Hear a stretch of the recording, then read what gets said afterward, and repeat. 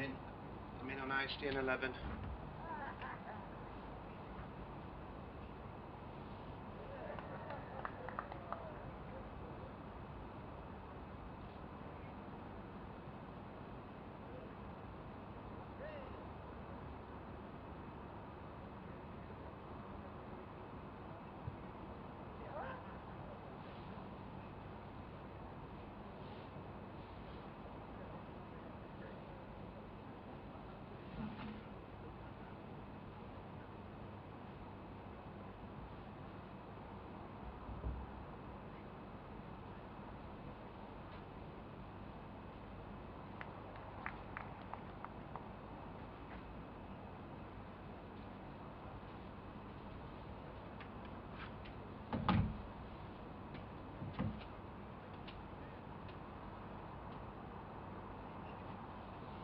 Oh 0161 868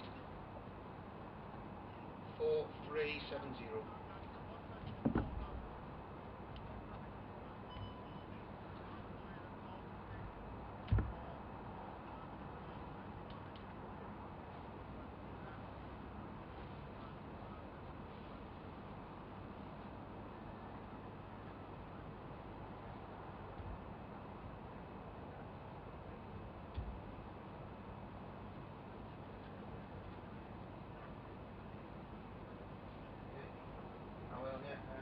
Just loading now on the computer. We're playing Derbyshire. Nottinghamshire was 2 weeks ago. I was in Nottingham. I've been to Chelmsford since then. This is the first of 3 home games in a row over 4 weeks. So we've got this one this week, we've got Warwickshire next week, and then the following week, which I think is early May bank holiday, we don't have a game that week, and then the week after that we've got Worcestershire here, and then we're back on the road again down in Derbyshire.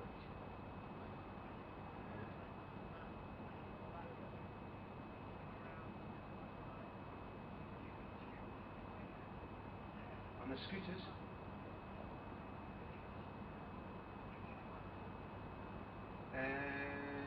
it was on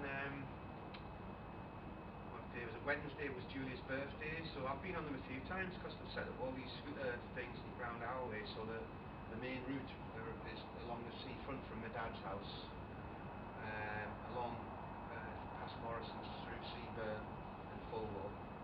They go as far inland as Seaburn Station on the metro, and then they continue along the seafront all the way around the marina and along into town and through town of the general hospital. So I've used them quite a bit recently. So when I went to pick the hire car up a week or so ago from Enterprise, I scooted to them, and then when I dropped it off, I scooted back. And then Monday tea time, I had to go meet my daughter from school in Sutherland at 4:30. So rather than take the car and park and pay the park, I just scooted along there. So they're good, eh? Still quite a few people taking the mick out of them. They're quite quick as well. You just got to be sensible with them. Yeah, well, you do, but I mean, I take mine on anyway, so.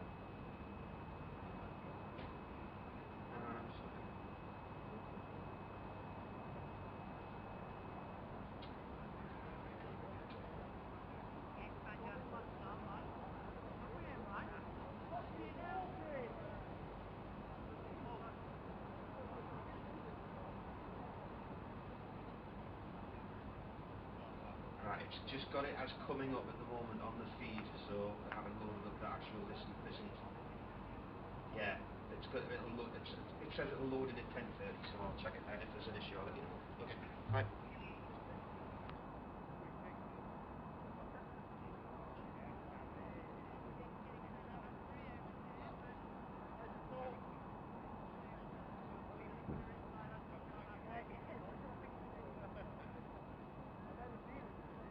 So you want to check the line, see that you can hear us? Right, okay, great. Right, we've dialed in via my machine called via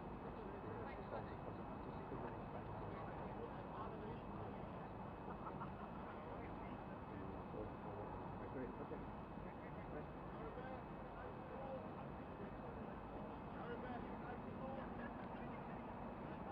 Right.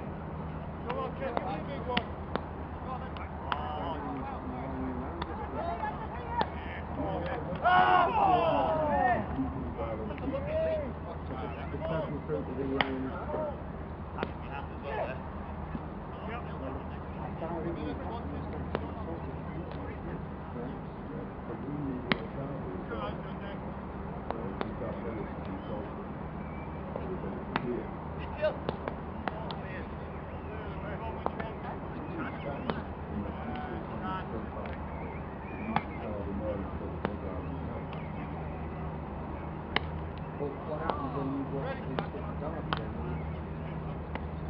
You play on that house, and that's where that's from. You know, you play with the right. Well, check the sanity. Going back, not imagining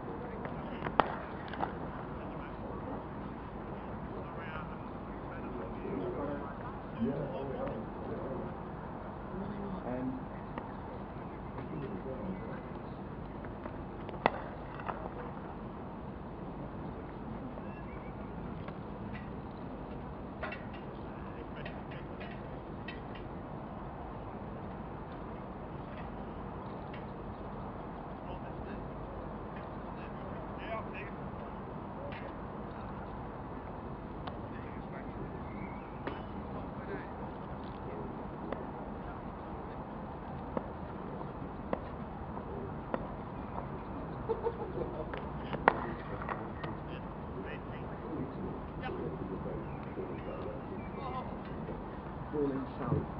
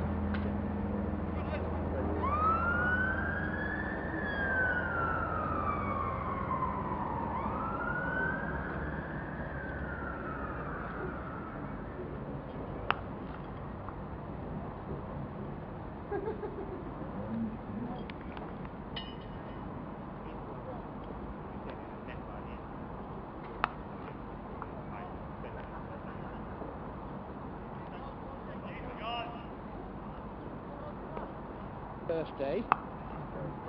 And what a gift, because you could have been run out on one and you've gone.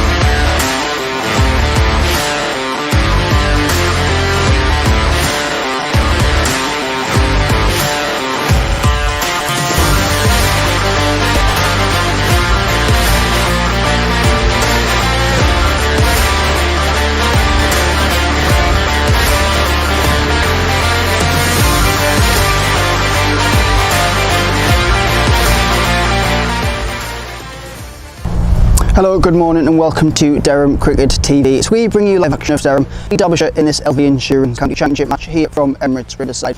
Now it's another sunny day and we have another good day's cricket in store here in Chesley Street. Now looking ahead to yesterday, David Bedingham led the way for the home side as he amassed 170 not out at the close. His 170 came in 271 balls, which included 23 fours. Another fantastic innings for the South African, who was starting the season in outstanding form. He was supported by 75 from Jack Burnham and 39 from Alex Lees. Now Durham didn't get off to the best of starts early yesterday morning as Sam Connors picked up 2 wickets to reduce Durham to 7 for 2. But we get underway in just under 15 minutes time for day 2 here in Chesley Street. Now before that, if you missed any of yesterday's action, let's hear from all of yesterday's bite-sized highlights. First blood to the hosts as Bedingham hits 150. A defeat on the road at the Cloud FM County Ground was a bitter pill to swallow for Durham, who returned to Emirates Riverside for their first home fixture of the season against a Derbyshire team held to a draw by Worcestershire last time out. The hosts won the toss and elected to bat, but they got off to a difficult start. Will Young was the first man to go. Connors got the new ball to talk, found the edge and removed him for 1. Captain Scott Borthwick went to the next delivery. More shape out of the hand, enough to find the pads. But Durham recovered largely thanks to Bedingham, and they took the score past 50. The early Derbyshire momentum gave way to a good period for the hosts. They played their way through to lunch, with the score 80 for 2, and Bedingham just a few lusty blows away from a half-century. His half-century came shortly after the resumption, Bedingham enjoying a solid start to the season for Durham so far. He'd helped his side to 3 figures, but in doing so would lose his partner. Lees bowled by Connors for the 3rd wicket of the innings. Burnham alongside Bedingham was doing a stellar job too. Durham now cruising their way through the afternoon session, ticking off 150 runs in the process. All eyes were on Bedingham though. His knock had been progressing at a fair clip, and before long he converted his 50. A ton sealed with his side knocking on the door of 200. Burnham joined him with a landmark total of his own. 50 runs on the board, a good way to recover from his disappointing dismissal last week. They reached the interval unscathed. A good session for Durham with the score 203 for 3. Durham continued. The partnership solid and successful. They took their side towards 250 with ease. But they'd fall short. Burnham unable to join his partner on 100, caught behind off the bowling of Critchley for 75. Bedingham though ticked along, oozing confidence. He was the linchpin for Durham and played the role with aplomb. 150 now coming into view for the number 4. He'd reached the landmark with a 21st boundary. Durham now in the ascendancy, closing in on 300 runs and the day heading towards its end. They'd breached that total in the dying light, finishing the day on 307 for 4, and Bedingham playing well, unbeaten on 170, heading into the second day of play in the northeast.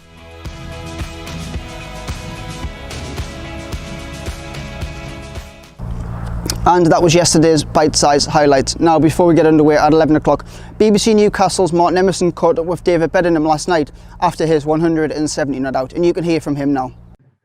You okay, David? Yeah, I'm good, thanks. How are you? Not bad, not bad. Right, great. Well, happy birthday. Thanks. And what a gift, because you could have been run out on 1 and you've gone on to make 170 not out. It's been your day. Yeah, it was a good day. I feel like they bowled well up front, and then it was just about trying to build as much pressure as we can. And then once we broke that, then we could basically put the pressure back on them. So yeah, it was a good day. And it's been a similar sort of pattern this season, hasn't it? Durham have lost a couple of early wickets, and you've come in to try and look and do a bit of rescue work. Some nice partnerships today with Alex Lees of 101 and then Jack Burnham 134 for the fourth wicket.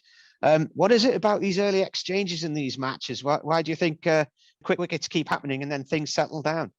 No, I feel they bowled really well. I don't think we giving our wickets away. I just think they bowled decent balls, and unfortunately we're getting out.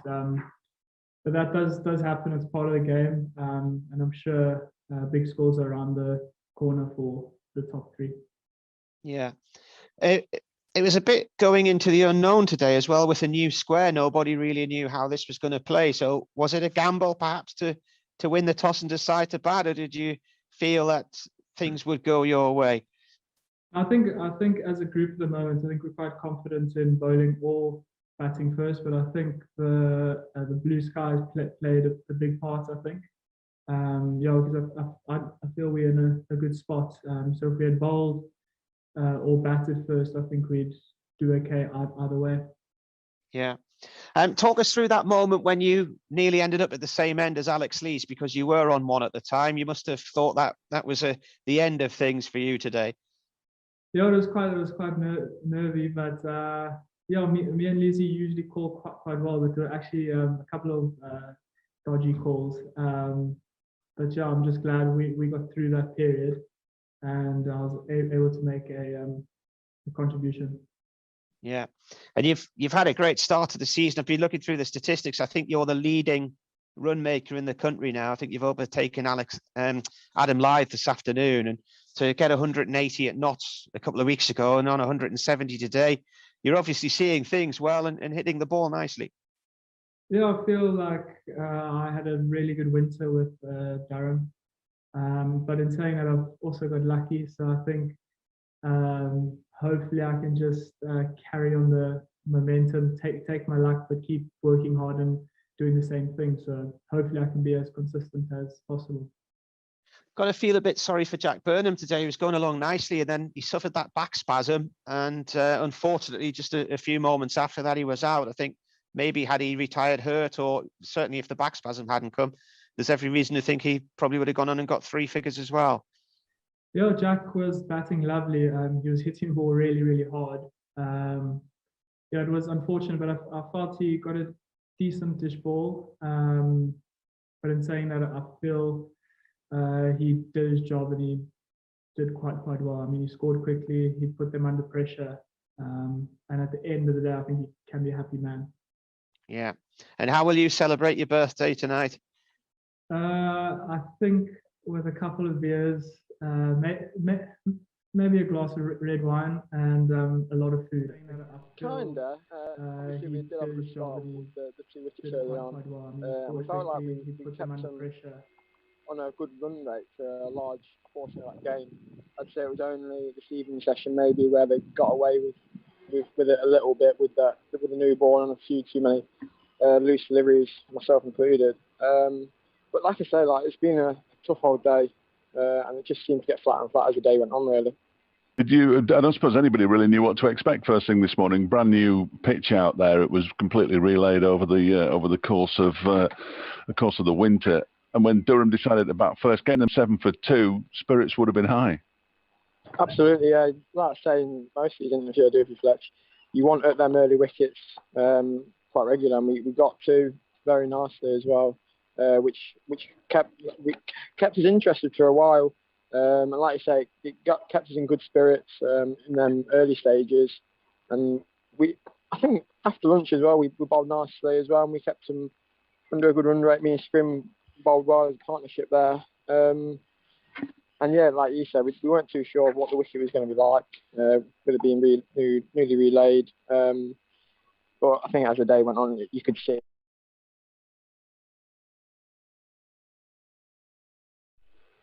David Beddingham and Alex Lees put on a century, but they both could have been out the kind of chances that you've got to take, aren't they? If a pitch is going to be flat like this one appears to be, when you get those up, you've got to take them, really. Yeah, but like no one means to drop the catches. I think the one off Lee, I think Madge thought it was coming quicker than it actually was. It kind of just like stayed in the air for quite a while. But yeah, you try and take them chances, but if they don't happen, then you just keep bashing away and you try and create some more chances that will come later on. And tomorrow, more of the same. I imagine they'll have to start again and getting at them early. Is that the key? Exactly, that's the thing. They have to go again. They have to come back tomorrow morning when it could be overcast. It could be doing a little bit more tomorrow morning. And that's the main thing. They have to come and restart. But likewise, we've got to be on it straight from ball one. We've got to make sure that we're on it from ball one, like I just said. But yeah, come tomorrow morning, just bash away again. And from your personal point of view, I know it's about the team, but 3 more wickets for you. The start of the season's going nicely. Yeah, it's not going too bad. Yeah, the past half an hour I've been trying to get that 3 over spell at the end out of my head. Just ruined my figures completely. But yeah, it's always good to contribute. But like I hope we can crack on the team tomorrow and actually knock them over for. For what? Well, the word he used was cheaply. Do you want to pull that out now? Yes, I do really, because it terrifies me. Yeah, yeah. Suddenly end up with Creedence Clearwater. Poor old Sam Connors sent out to face the press yesterday, but there we are. He's a good lad, and he did pick up 3 wickets. And that overcast morning that he was looking forward to hasn't materialised. It's glorious once again here in the northeast, and the 2 batsmen are making their way out now, looking to build on what is already a very impressive 307 for 4. Sam Connors is clearly going to bowl the first over because he's already removed his cap and he's jogged onto the pitch with purpose. So hopefully he can do something this morning from a Derbyshire perspective. But we'll see how it goes, eh? Yes, we normally do. That's pretty much what happens over the course of it. Yeah, we're just going to see how it goes. Yeah. We'll just see what the crack is. Yeah. Tall order though for Derbyshire. Durham played exceptionally well yesterday after being 7 for 2, and nobody played better than David Beddingham. Terrific knock so far. I noticed there's quite a lot of chatter about him on Twitter last night from other cricket writers around the country. Leading run maker at the moment as well in the county championship this year. Day is it? Friday? Yes. All day? Most of it, I think. Yeah, most of the day. It'll be Friday. Oh, it's nice to get a morning wave off Finn Hudson-Prentice. Bless him, his name barely fits on the back of his shirt. Yeah, that's why I tried to shorten it yesterday. That was marvellous. Marvellous. Going to start early again, look. Are we? Yeah. Yeah, minute early. First delivery's ball by Connors. Grunt. See? Defensive shot from Beddingham. A bonus minute you get in here for your tax dollars. Well, I think we went to 6:01 last night, didn't we? Yeah. Which, in modern day terms, is a positively early finish. Yes. We'll see how they get on today. Can't imagine for a minute it's going to be a repeat of that. I'll be surprised. Just the 2 slips for Sam Connors. And this time Beddingham pushes him up to mid-on where Lewis Rees is waiting. He's not. I was looking around to see for clues as to who might bowl the first over from the Finkel end. I imagine it'd be Lewis Rees, but perhaps he's already warmed up enough. There is no indication. Oh, there we are. He's trotting now, look like a show pony, which he is anything but. Can't find the. Oh, there it is. It's at the. Why is it at the bottom? That's outrageous. Connors again. This one's wide at the off stump, and he fishes at that one. Beddingham just didn't really need to play at that at all. Just wafted outside the off stump, goes through to Hussain. Mark Wood just walking around the edge of the pitch here after being for a net session with Ben Rain. He will be playing against Paul Collingwood for Ashington against Shotley Bridge on Saturday afternoon in the North East Premier League. I mentioned this yesterday morning, and the story miraculously found its way onto the BBC Cricket website. Oh, it's unbelievable. Incredible how that happened. Yeah, no idea how that happened. Here's Connors again, balls. That one is off at the thick inside edge into the onside. They'll scamper through for a quick single, so they're off the mark for the day. 308 for 4. I'm delighted to say that little bit of blue across the score has disappeared. That's good news, because I can actually, I can sort of see the score now. Bettingham, his name at the moment. Oh, the bottom of the scoreboard's bright blue and yellow now. I can't read that at all. No. No. Reminds me of a band that I used to listen to many years ago called the Colourblind James Experience in America. They were a good band. Their big song was Considering a Move to Memphis. I wonder if they ever did move to Memphis. Well, if you're listening, let us know. Here's Sam Connors in again, and balls, and that's down the leg side and taken by Hussain. News has just begun on Radio Newcastle.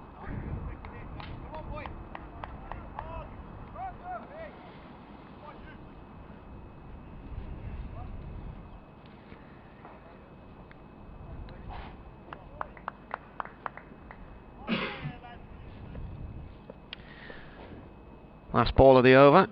1 run from it so far as Connors comes in and bowls. And this is defended by Eckersley off towards point, and that is the end of the over. Durham have added the single so far in the first over today.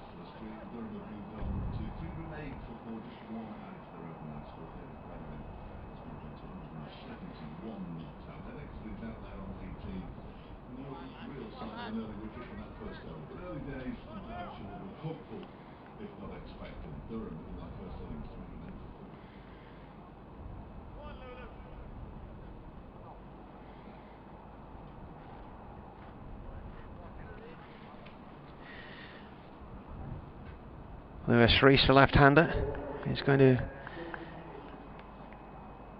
start from the Finkel end, our end of the ground, as he did yesterday. Left arm over. Yeah, good day for Durham in the end yesterday after a tricky start which saw them 7-4-2, but they recovered with a partnership of 101 for the third wicket and 134 for the fourth. Key to all of that was David Bedingham, who on his 27th birthday made 170 not out. They've just resumed their first innings. They've added 1 run so far this morning, so Durham now 308 for 4, and Bedingham and Eckersley have put on 66 runs, with Eckersley on 18. Commentary on the BBC website and the Sports app.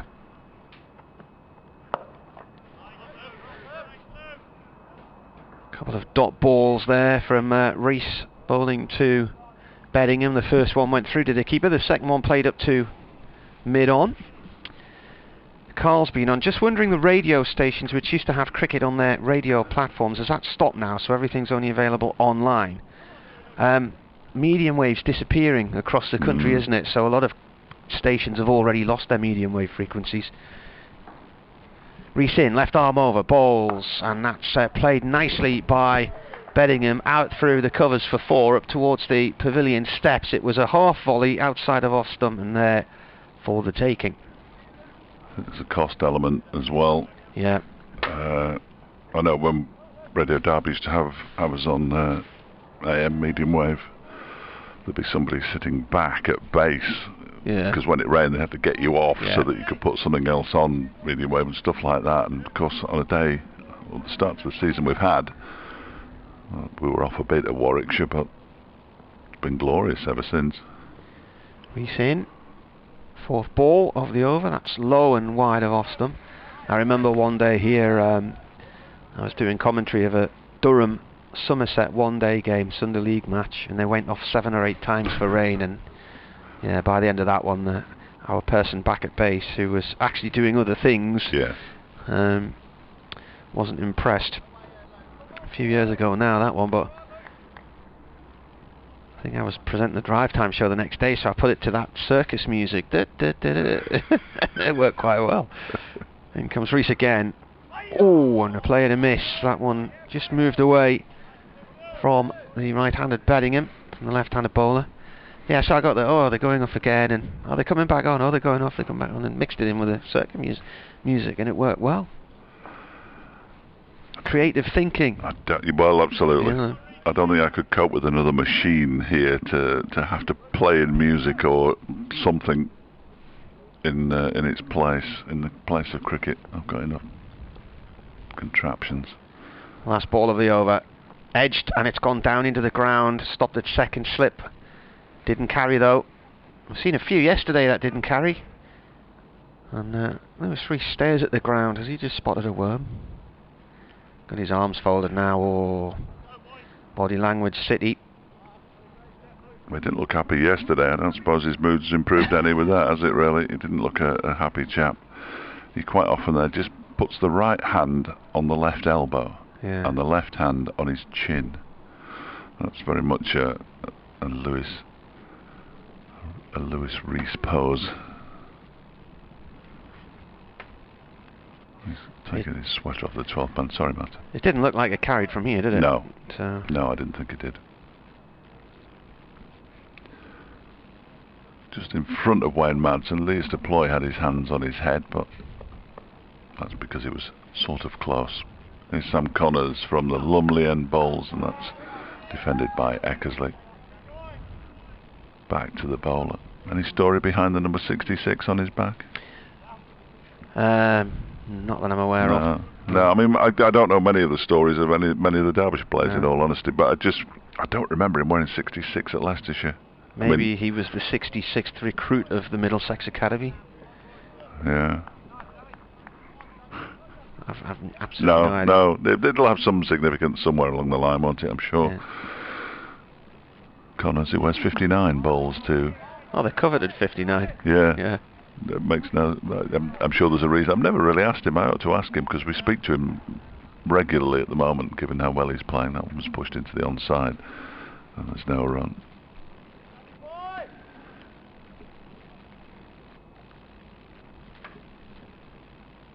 Hudson Prentice with 33 on his back, just to our right. 2 members of the marketing team rolling out something, a white banner with blue writing on it in front of the covers as Connors bowls outside the off stump. That bounces twice before it reaches Harvey Hussain. I don't recognise those people. It's some kind of marketing thing, isn't it? It's Free. What was his name? Free Willie. No, when they got into... Was that guy who was in prison in London? What was his name? Well, that doesn't really narrow it. Well, it does narrow it down, clearly. Didn't supporters climb into Headingley and paint on the pitch? George, yes. Yeah, dug it up, didn't they? Yeah, I don't think it's them. I think they're going to put it on top of the covers, actually. Yeah. This next delivery is, again, outside the off stump, and again, it keeps quite low. And Harvey Hussain has to take it on the bounce at his bootlaces. Says, I always jobs the bank, I think. Oh, that might be backwards, mightn't it? Yeah, it says Joe Jobling, doesn't it, on this one? They've already Joe got... Jobling, right. Yes, I can see They've already got one on the nearest cover to us, and they're just covers for the covers. They're advertising covers for the covers. Very exciting. Harvey Hussain just shook his hand then in a bit of pain. I can tell you it was he was okay last night. As Connors is in, and that beats the outside edge. Good delivery from Sam Connors. That had a bit of bounce to it. Well, just moved away from him a touch and went through to Harvey Hussain. Just bumped into Harvey as he was getting his evening meal. And he was able to carry the bag, so his hand was all right.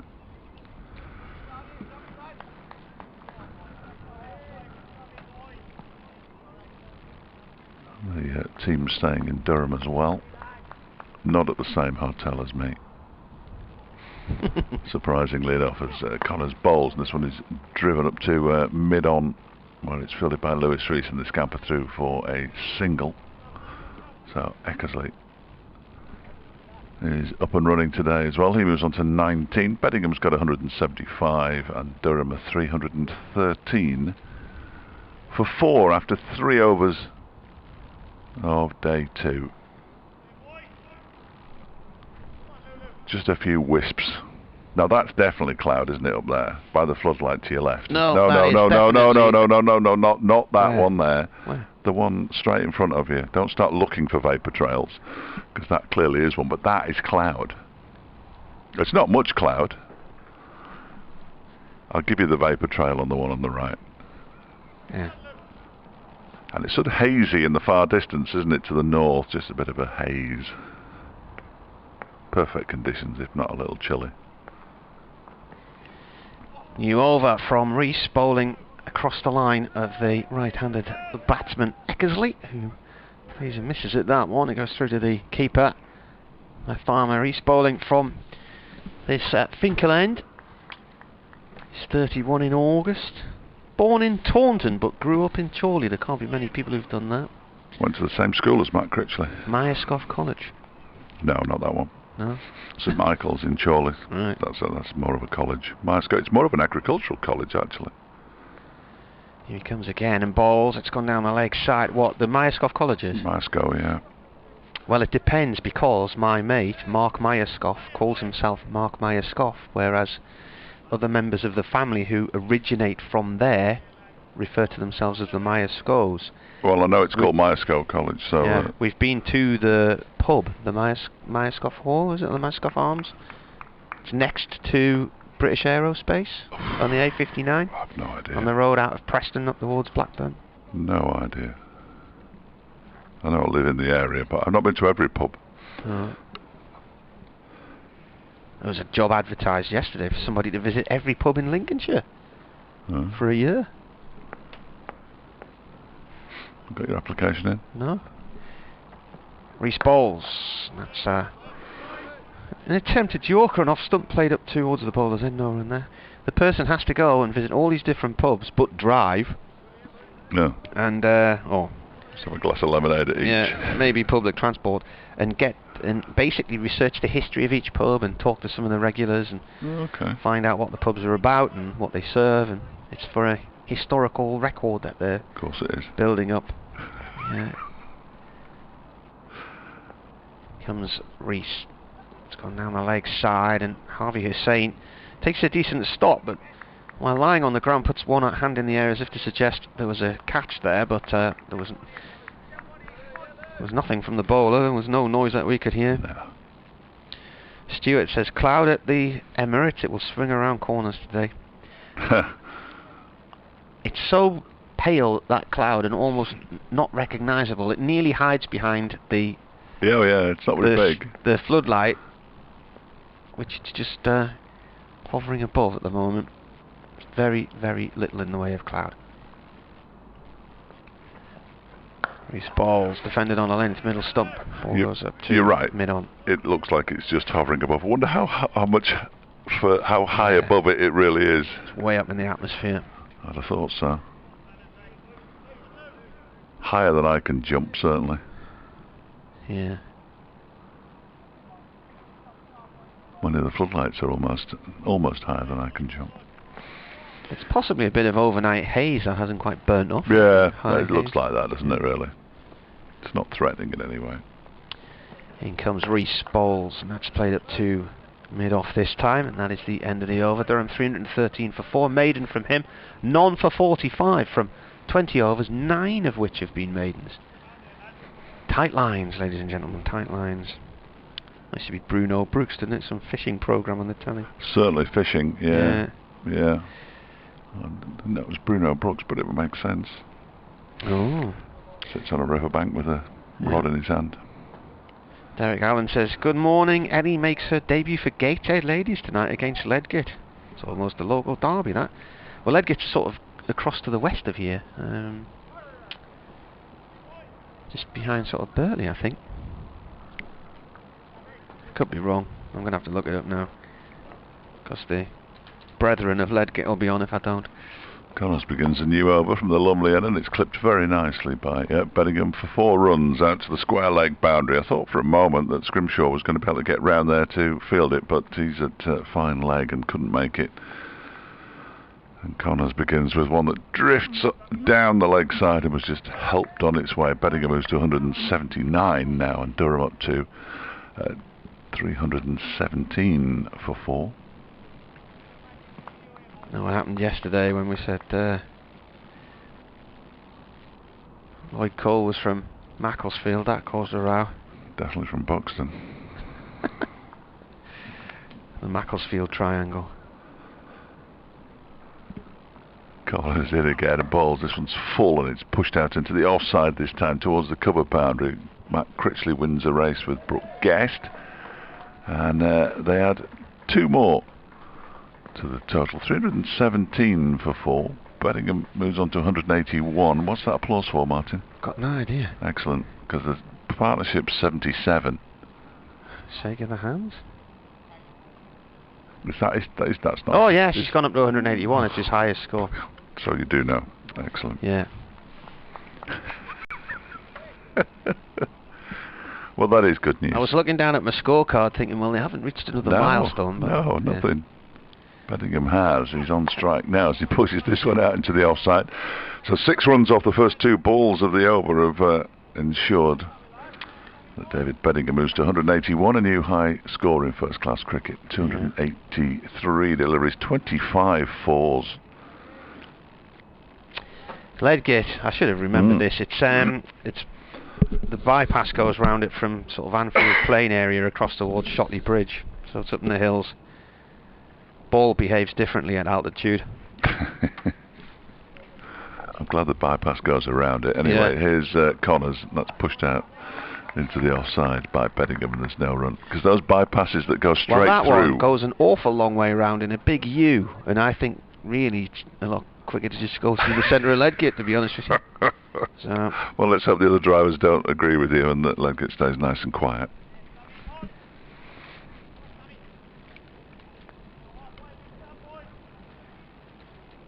Connors and Rees opening up this morning. We'll almost certainly see Finn Hudson-Prentice fairly soon. Wouldn't be surprised to see Matt Critchley on early, although he didn't have his best day of the season yesterday. This next delivery is an effort ball from Connors, and Bedingham pushes it out into the offside, where it's fielded by Brooke Guest.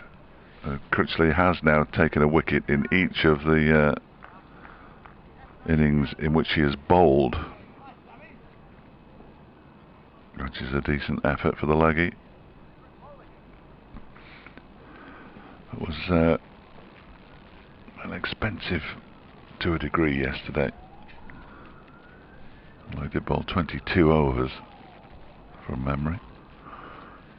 I'll have to double check that, which I will in a moment. Connors is in again, and that one is down the leg side. What do you want to know? Bowled 22 overs yesterday, yeah, Matt Critchley. I thought it was 22. None for 90. 1 for 90. Yeah. 80 dot balls, 8 fours and a 6. Excellent. Economy rate of 4.1. More information than we could ever have hoped for. Yeah. Didn't bowl a wide or a no ball yesterday, Derbyshire. As an aside, that's the end of the over, incidentally. 319 for 4. So even though the scoreboard is up and running, I still can't read it. Although that 9 has got a bit missing in my defence, with Eckersley on 18 and Bedingham 10 times better than him on 181. 2 slips in place and a short mid-wicket as the left-armed Rees comes in and bowls. This is defended by Eckersley. I interviewed David Bedingham on the evening after he got his 180 not out at Trent Bridge, and he said he hoped that Durham would go on and bat more in the morning, and I was saying, but you basically need the whole day to try and bowl Nottinghamshire out. The pitch is flattened down, and I think what he really meant was he would like to have gone on and got 200, but as it is, Durham did declare the next morning, so he was left on 180 not out, and they only managed to take 5 wickets in the cold and the snow. So Rees bowls, bit of an in-swinger, which is played up to mid-on, and no run. It's picked up by George Scrimshaw. Well, he could bat all day today, can't he, really? Still 3 bowled Derbyshire out twice in 2 days. That'll be the plan. You reckon? Well, they'll bat till tea, won't they, if they can, I think. Derbyshire will be hoping that they don't last that long, but having picked up just 4 wickets yesterday, and 2 of those in the first 10 minutes. Rees once more bowls. Wideish delivery and thumped hard by Eckersley past .44 towards the northern end of the pavilion. You often wonder at times like this what the likes of Brooke Guest in his 4th first-class match, and he'll be batting at 3, we think, and Tom Wood, who's batting in his 5th first-class match, he'll be opening the batting, what they're thinking. This David Bedingham character's making it look quite easy. What on earth are we going to do? Well, they're going to try and emulate him somehow. According to my notes, Paul Collingwood's 190 is the highest Durham score against Derbyshire. Mm.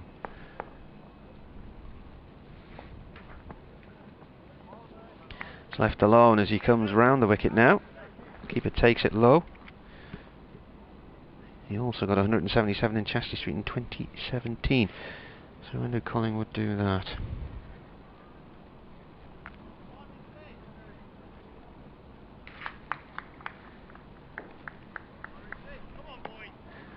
Still words of encouragement being shouted out there. Do we know how many days? You asked me a question yesterday. Go on then. Round the wicket comes Rees, and that's left alone. Do I know how many days? Well, yes, I didn't finish the entire sentence there. Obviously, that isn't technically a question. Do we know how many days, or does anybody know how many days Notts have gone without a first-class win? Because you asked me yesterday how long Derbyshire's winless run was, and their winless run ended on this day in 2018 at 1,306 days, which is a lot of days. Well, I can work this out for you because Notts last won at Essex on June the 23rd, 2018. I thought it was 2017. No. June 23rd. Yeah. 2018. Well, that's easy then, isn't it? Because there's a thing on the interweb business that'll do that. Days since.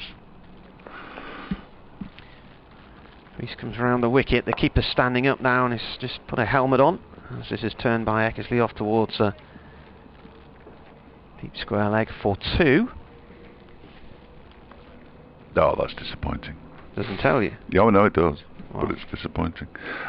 What numerals wise it's disappointing? It's 1,035 since June the 23rd, 2018 till 23rd of April 2021, which is what it is today. So Derbyshire's was a little under 300 days longer, so Notts will have to go the full season to emulate Derbyshire's highly impressive record.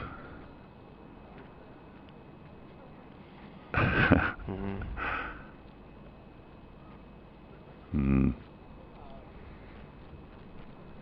didn't realise. Was it? No. I don't think. That must be at home. That must be at home. Because I'm sure that Derbyshire won the first day-night game. Were they in 2017? Or were they in 2018? 2017, because they played them in horrendous weather. That was awful, wasn't it? Yeah, and in fact I think we only had 2 days of the game here against Worcestershire. It was so miserable and wet, and then the following year it was so sunny they didn't even need to turn the floodlights on. That's right. And then they abandoned it. Thankfully it was abandoned. A complete waste of time. Lots of people didn't bother coming because they couldn't get buses home on a night time. Well, Derbyshire won in Cardiff in 2017 then. There was 35 people there one day, wasn't there, after a rain break or something? Or fewer than that, I think. Was it? Yeah, it was awful. It was a waste of time. Were you introduced to all of them? Yeah. I wrote them a report of each ball and handed it around. Saved on electricity. Sam Connors to continue. I was checked with Griff with that one. He bowls and that one's down the leg side. Beddingham tries to flick it away but makes no contact. It goes through to Harvey Hussain. Yeah, he's saying they beat Middlesex at Derby in the opening game of the season on this day in 2018, which just shows you the folly of how early this season has begun. And that was the longest without a win. That could have been at home.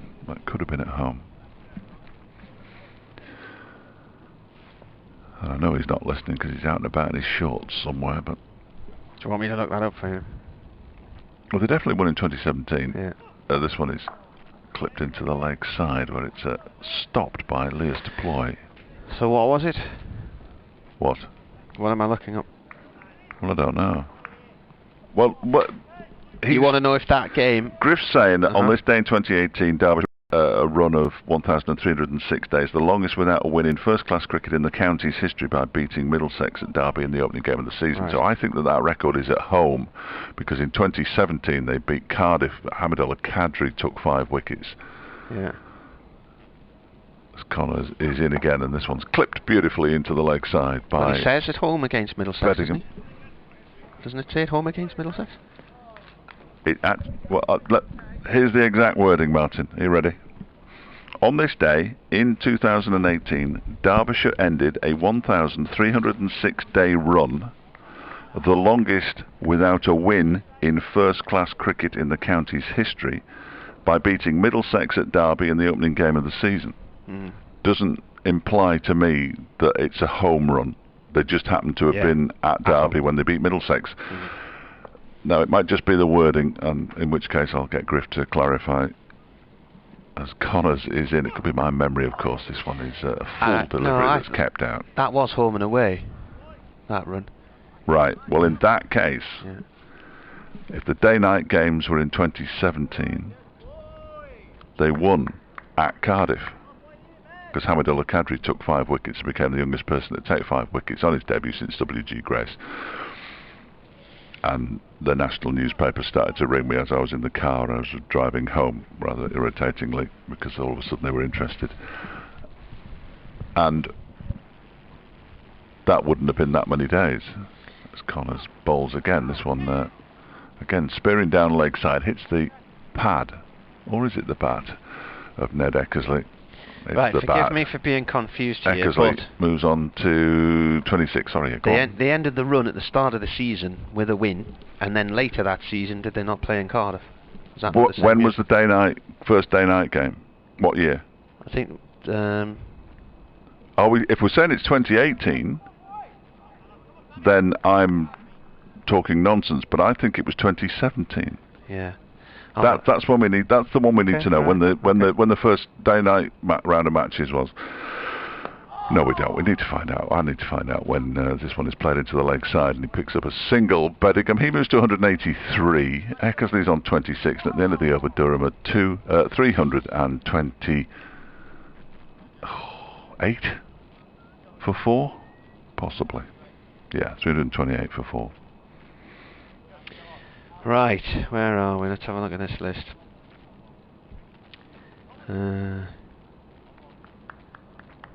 June 2017. They played in Cardiff. Yeah. And won. Right. This is 2018. Right.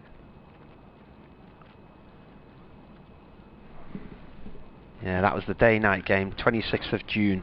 That Kadri won. Well, he didn't win by himself, but he took Derbyshire won by 39 runs, watched by 35 people. So therefore, that must be a run of home defeats, or a winless run at home. I'll have a word with him. Yeah. Oh, I'm glad we got there. It's 11:28, everybody. As Reese comes around the wicket from the Finkel end and balls. That's defended by Bedingham. So Paul Collins, when in my notes, his 190 is the highest Durham score against Derbyshire.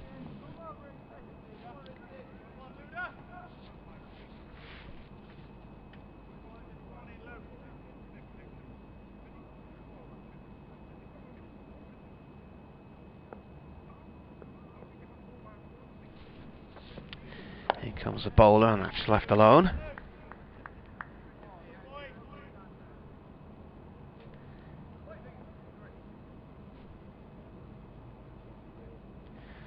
Let's try to remember what Paul Collingwood got those runs.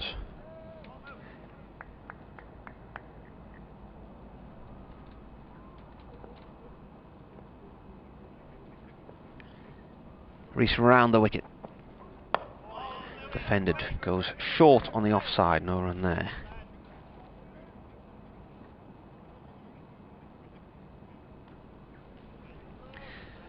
Where are we? 328 for 4, Eckersley 26, and Bedingham on his top score of 183. July 2005, Collingwood got his 190. And a draw in Derby. Here comes the bowler, and it's played off towards long leg for 1 by Bedingham.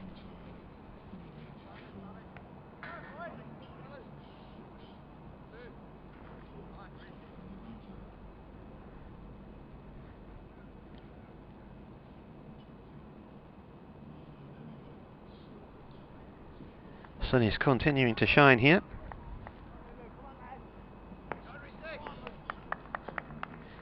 to restart his run-up. He's actually coming in from behind the umpire, then comes round him at the last moment to deliver left arm round quite wide of the crease, and it's left alone by Eckersley. Must be a few ladies' games on tonight, because Stephen Rain has emailed to say Philadelphia ladies against Hartlepool ladies tonight, 6 o'clock.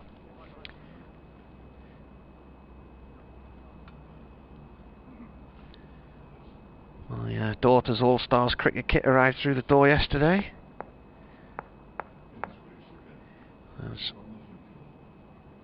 Bowler comes in and bowls. This is played back to him, one bounce by Eckersley. That's the end of the over. So we've now had 104 overs, so 6 overs left for bonus points. Durham need another 21 to get another batting point, which would be the 4th, but I think this is more about this time in the middle and building a score in which they may only have to bat the once.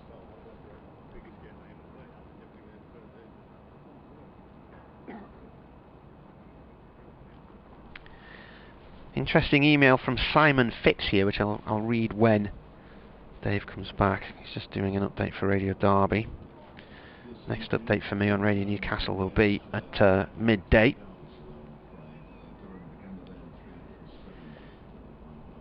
.329 then, as Connors comes in from the Lumley end and puts a little bit of extra effort in there. You could hear the grunt. It's played back up towards the bowler by Bedingham.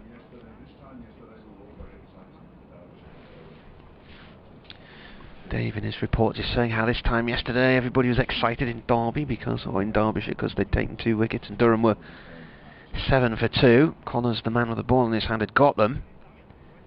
Then the next wicket didn't fall until the score was 108 when Alex Lees was out for 39. He's got one slip in place here, Connors, as he bowls to Bedingham, who leans on that one and thumps it just wide of mid-on. Good diving stop. It looked for a second like that might be away for 4 up towards the northwest terrace.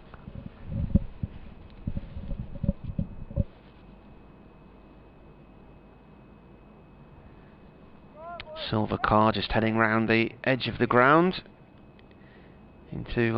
coming into either here or the housing estate just next door, and the sun really glistening off the windscreen. Connors again bowls, right arm over. Bedingham finds short mid-wicket, no run. Plays it along the ground, and as you come off the dual carriageway and you turn at the roundabout to come down towards the ground, and you're approaching the walls of the ground on the right hand side there on that roundabout. So if you were to come off the main dual carriageway and turn left at the roundabout, you go into Chesley Street Riverside Park. So if you turn right, you're heading in towards the stadium. The land on your right there has been fenced off, and there's a coronavirus testing centre. You see the white units and generators and stuff there. This is played by Bedingham off towards square leg on the boundary for 1. Simon Phipps has been on, Dave. He says, "Hi Barton, thoroughly enjoying the commentary. As a Clevedon Village exile living in Chapel Enley Frith, which is right next to Macclesfield, as we discovered yesterday." Yeah, absolutely, but a stone's throw. Yeah. He said, "You just mentioned Myerscough College. They actually run a very successful cricket course based at Old Trafford Cricket Ground. Yeah, they do actually, now he mentions it. Where my son attends." They've got a basketball team in the English Basketball League as well. Right. Yeah, it's quite a sporty place. Sam, is it you? Well, anyway, no, you can continue Connors there. Bowls, and that one is driven square and well fielded by Brooke Guest, the bat of Ned Eckersley. There's no run. Yeah, he goes on to say, just to tie in with more previous conversations you've had over the past couple of matches, they played Sedbergh School this week with both Myerscough first and second teams winning. My son also tells me he had a long chat with Martin Spate while doing his turn in the score box. Keep up the great work, Simon. Excellent. Thanks very much, Simon. Connors to complete the over. This one is a play and a miss, a bit of a wild swish really from Eckersley, and it goes to Hussain. And that completes the over. Durham 330 for 4, 185 to Bedingham 26 to Eckersley. Mark Eckersley has joined. He hasn't joined in on the debate. There is no debate. He says it was a home run. Yeah. Without a win. So I'll have Mark, who was Derby Telegraph. Yes, still is. Still is. Still is. Yeah. Won an award from the Cricket Writers, didn't he, a few years ago for Cricket Book of the Year? I wouldn't be surprised at all. Yeah. I was once a little bit... A lot of award winners associated with Derbyshire. I was once a little bit bleary-eyed after a night out in Derby for a national awards thing. Yeah. And stumbled onto the train station the next morning to see Mark. Oh, right. He was popping up to Sheffield to see his family, and so we had a chat on the train. Got a couple of novels out. I think the second one's out now. Lewis Rees, 2 slips in place, short extra cover. Left arm round, bowling to Beddingham, who gets a bit of a leading edge there. Out towards mid-wicket where Finn Hudson-Prentice fields. He's got his cap on with his collar turned up. He's in short sleeves. It's a lovely day here. It was quite warm on the pitch earlier when I was doing my little piece to camera. Important question of welfare, Dave. Oh, yeah. Carl wants to know, what was Dave's doner meat like last night? Yeah, nice. Yeah. Cheesy garlic bread with it last night. Very. Now, there was a lot of cheese on it. Reese bowls. That's left well wide of off stump. He said, what is the meal of choice tonight? I reckon fish and chips. Not a chance. I don't think you would go down the fish and chip route, would you? I don't mind fish and chips. I'll eat fish and chips. Yeah. Yeah, I'll eat fish and chips. So it's just a tray of doner meat last night with some cheesy You're struggling pizza. with this concept, aren't you? You're struggling with the concept of a tray of doner meat. The idea of the doner kebab is that it comes in pita bread with all the salady bits and like garlic sauce and chili sauce. And the bits that I don't eat are the salady bits and the pita bread. Yeah. Reese in. That's left alone outside the off stump. So is the tin chewy? Is it easy to digest, the tin it comes in, or not? Or do you just put it in the bin? Tin? Well, it comes in like a foil thing, does it not? No. What's it coming? Polystyrene. Polystyrene? Yeah, I wouldn't need polystyrene, that's quite difficult. That's quite chewy, yeah, I'll give you that. It's quite difficult to actually bite a chunk out of polystyrene, I always find. Yeah, your gums just don't quite press in there. Especially with my teeth, and falling apart. 330 for 4. Make that possibly 334. That's a drive past point. It's slowing down towards the boundary rope, and actually they're only going to run 2. Lost a bit of its pace going upfield there, didn't it? Looked good off the bat though, didn't it? They are very, very long boundaries, aren't they? Yeah. You saw a number of 3s yesterday as Durham ran nicely, and there is the scope for a 3. The fielder up at the top end of the ground's in a different postcode. He's a long way away. That's my excuse.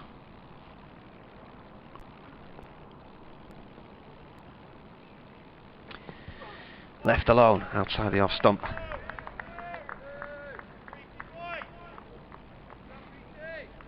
And I'm not going to read it more slowly or more deliberately, Ken. If you haven't got it by now, it was a run of home, winless home matches. Yes. But he didn't make it clear in his tweet, and I'm going to have words with him at lunch. I was supposed to be on a Zoom meeting at 1 o'clock. Why does Second Slip have a helmet on, somebody's asking here? Oh, he has, yeah. That's left alone outside the off stump. I've got no idea. It's Wayne Madsen as well, isn't it? The captain. I think if he's just a spare that he doesn't want to take off the pitch. Well, no, because Harvey Hussain is now bringing another one back under his arm. So perhaps he just thinks he's too close. Or well, we were talking earlier, weren't we? The amount of balls that aren't carrying to the slip cordon. He's gone a bit closer, and therefore, because he's so close, has decided that he requires a helmet, which is eminently sensible. And leg slips have to wear them these days, don't they? Yeah. Under the ECB guidelines. So Wayne Madsen, he's removed it, and he's talking to Ben Aitchison, who's going to come on from the Lumley end here, first change of the day. Ben Aitchison, who toiled away yesterday without reward.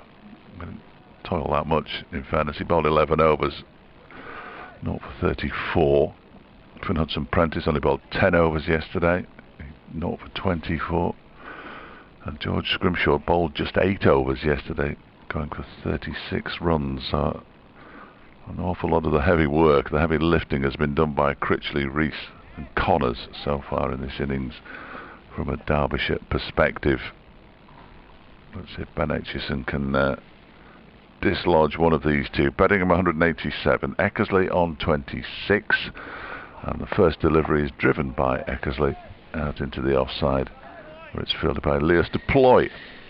There were a few people getting a bit excited about a tweet yesterday of a video of a dog running onto a track during a high school race meeting in Utah yesterday, and it said a dog ran onto the track during a high school relay in Utah and covered 100 meters in 10.5 seconds. I was thinking, well, yeah, it's got 4 legs. If only they had a track where dogs could race in a sort of circular fashion. Oh yeah, you might be onto something. Yeah. Aitchison bowls pushed out backward and square on the offside by Eckersley, fielded by Guest. I'm just trying to think, maybe on a sandy surface, what sort of dog would do one on a surface? Maybe a greyhound, and you could have called them like greyhound stadium. Do you think this is a plan that might develop or not? Greyhounds are great, aren't they? Have you got one? Well, my wife's got one at the minute. Yeah. And he is just, well, they're simple, I'm afraid. Well, the heads are far too small for the bodies for a start. This next delivery is wide of the off stump from Aitchison. Take a lot of walking as well, don't they? No, none at all. Well, I bet you don't bother. No, they don't. No. You're not supposed to walk them. They basically spend most of their lives sleeping. And then they chase a hare. For about 30 seconds and then sleep again. Right. Yeah. Yeah, no, they don't take much walking at all. Did you ever tie loads of rope to like a bike wheel and wheel it in so the dog could chase up the street after the... That's a good idea. You can never let them off their lead though, because they won't come back. Aitchison bowls. This is wider of the off stump than the previous delivery, and Hussain takes it in front of Wayne Madsen. Yeah, they're. I mean, he's docile, but the problem with them is because the way they've been bred, he has to have a muzzle on when he's walked. Because if he sees a small dog and it runs past him, he goes for it. Because he's bred to chase small, fluffy things. Yeah. He was a decent racer at Bellevue, apparently, before he was retired. Is that Doncaster? Where's that? No. Manchester. Manchester. Yeah. His next delivery is again wide of the off stump and through to Harvey Hussain. He's got his own passport. He had a passport before I had one, I think. Yeah. He's got a European dog passport. Well, he's a bit more outgoing than you, isn't he? He is. He likes to travel. Yeah. Yeah, likes to travel. Do you like Provence at this time of year? Yeah. We had a Springer Spaniel years ago, absolutely as daft as They are, aren't they? Yeah. As mad as a box of frogs. Eckersley waits. Will he get near this one? Doesn't have to. Outside the off stump, a bit closer to the stumps this time. It's through to Harvey Hussain. It's a maiden over to begin with for Ben Aitchison. His second in 12 overs, not for 34, his figures. And it looks like Lewis Rees is going to continue from the Finkel end. Either that or he's removed his sweater for no apparent reason. Wayne Madsen certainly put his helmet back on. BBC Radio Newcastle with you, BBC Radio Derby, Martin Emerson and Dave Fletcher. Day 2 here in Chesley Street. And I think the amount of clouds we've seen over these 2 days you could count on one finger. Blue skies.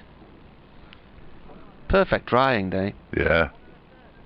I've got all my washing in a bag in the hotel room. That's not probably not going to dry in there. Well, I don't know what it's going to do in there. That's not a bag you want to open anytime soon, by the way. Imagine people opening it with hazmat suits on. I'm afraid it'll have to be me, and it'll have to be me on tomorrow evening. 332 for 4. And on strike at the moment is Beddingham, who is on 187. He needs 4 to get the best score by a Durham player against Derbyshire. And that's gone off this side of the pitch, and that's a wide. First wide of the innings. Got a bit of a red smear across his front here, Lewis Rees. And he's been polishing the ball. James Bestwick's been back in touch. He sent me a message last week. I said last week that if Matt Critchley didn't get a call up for England this summer, Ed Smith should be sacked. After the news this week he has been sacked, does that mean Critchley now has a chance? Round the wicket comes Rees, that's left alone. This new ball, by the way, is 27 overs old. And the last wicket to fall came before it was introduced. I would say to James, no. Well, that now means the current England coach is in charge of everything, isn't he? Yes. James Taylor's still there, isn't he? Is he? He's doing something. I don't know what. Not coming to Derby, certainly. Rees bowls. Oh, a chop by Beddingham, and it's gone behind him towards square leg. He was looking to cut that through the offside. No run. I'm not sure Ed Smith knew where Derby was. Although, in fairness, he probably hasn't had much cause to come in recent seasons. Critchley's on the radar. He's played England Lions, so they do know about him. If ever they want somebody who can bat and bowl, he might be the man. Rees with a fuller delivery this time. It's driven out through the covers for one. And sweeping up on that far side of the ground is Matt Critchley. He's got a lot of acreage to cover with his back to the pavilion. The cameraman is up on the top balcony today, giving you a wider angled view of the ground, side on. It's part of the live feed. Rees up to the stumps. That's played to short extra cover, and that is a dot ball. Ben Aitchison's in there, no cap on, short sleeves. This Derbyshire strips the brighter white, isn't it? Yeah. They've had the Radion on it. Too white. Does that still exist, or did it become Radion? Yeah. I don't know, to be honest. Seems ultra bright in this light.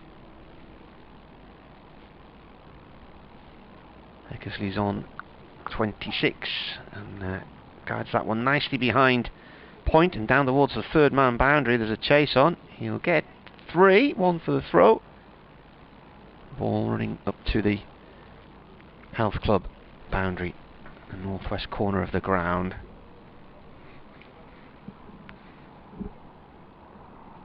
I was thinking it's a bit too bright, really. I think I may have said this before. A bit too bright, the Derbyshire strip.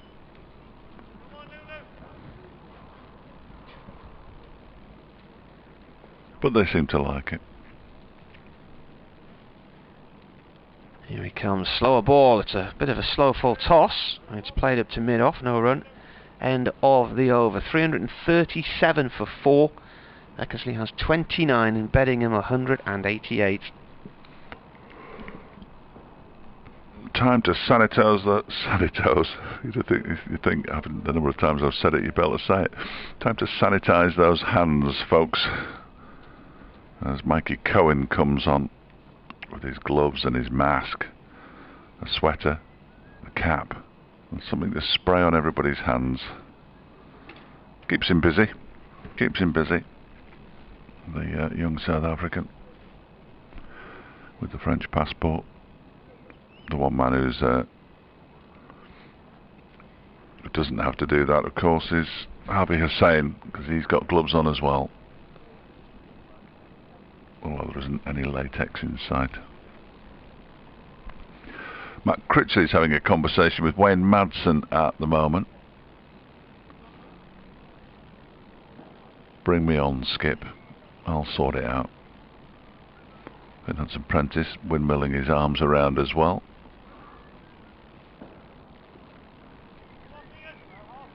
It'll be Ben Aitchison to continue from the Lumley end, far end from us, here in the media centre at Durham. Media centre / sports college. Somebody's hung up their coats on a coat thing next door. Well, this is actually the Parkview Academy, is Carlisle United's under 21s, I think. All right. Or academy side. Aitchison bowls. That one's left alone by Eckersley rather extravagantly, and his bat was much closer to the ball, I think, than he had hoped. It's well claimed by Harvey Hussain, tumbling away to his right-hand side. Partnership's nearly 100, 95 off 187 balls. Be the third century partnership of the innings. Yeah. As and when they get there. In a row, indeed. Yes. A proper hat-trick. Yeah. So 242 when they came together. As Eckersley waits and reaches for this ball outside the off stump, pushes it into the offside and goes through for a single as Brooke Guest comes out to point to do the fielding. In the covers, Eckersley moves to 30 now. Durham to 338 for 4. Derbyshire's search for wickets goes on. These two are batting without too much alarm. Well, with virtually no alarm in actual fact. So far this morning, been a couple of inside edges, but that's about it.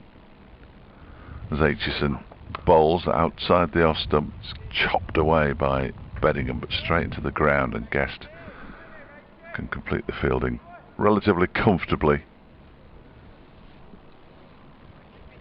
He's at quite a deep point,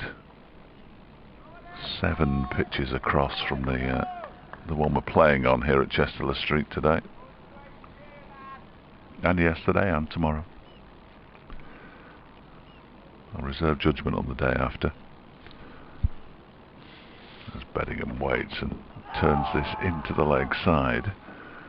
Just got a little tickle on the inside edge there as the ball dribbled away off a pad, and it's fielded by Lewis Rees. Beddingham gets another single to move to 189, and Durham up to 339 for 4. Still that wind coming from the south, such as it is, according to the flags that I can see, certainly. 2 St George's flags on St George's Day fluttering in the breeze. As Aitchison's next delivery is turned into the leg side by Eckersley for another single. He moves to 31, 340 for 4. I was trying to see who was the designated clapper there for a moment.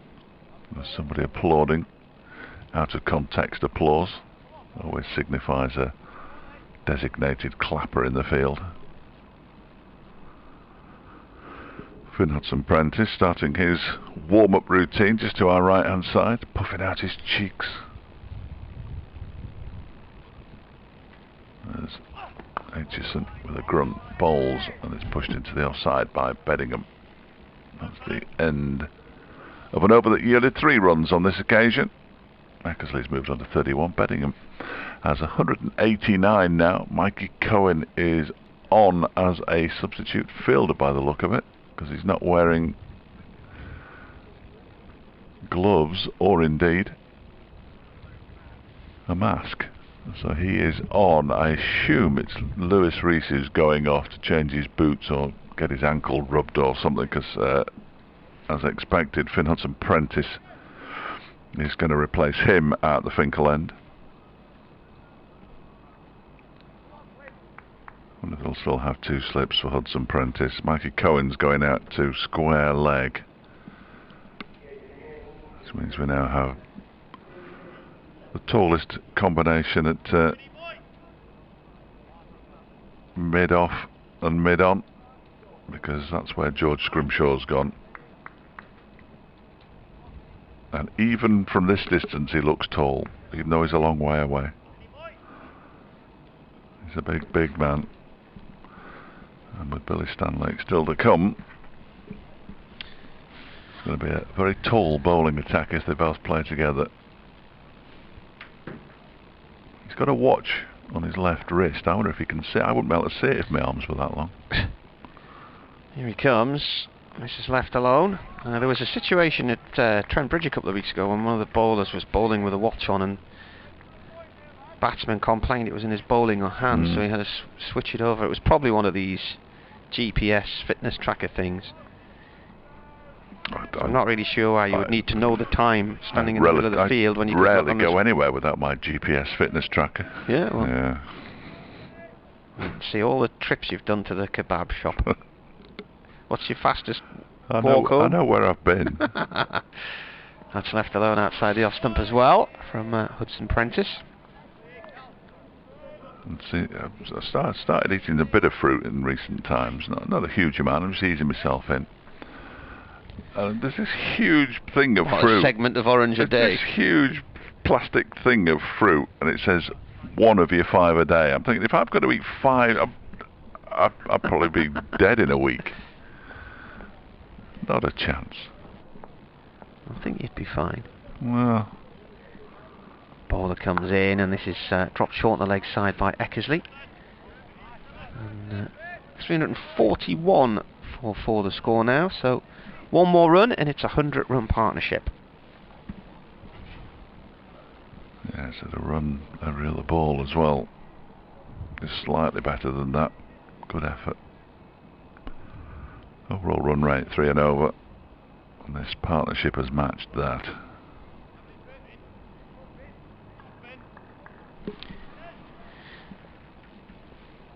Bedingham is on 189 and plays nicely out towards the cover boundary for 1 run. So he's equal Paul Collingwood's score of 190 in a draw in Derby in 2005, and that's the 100-run partnership in 197 balls. 3 in a row. Yeah. Must be warm. Some of the players have come out to applaud.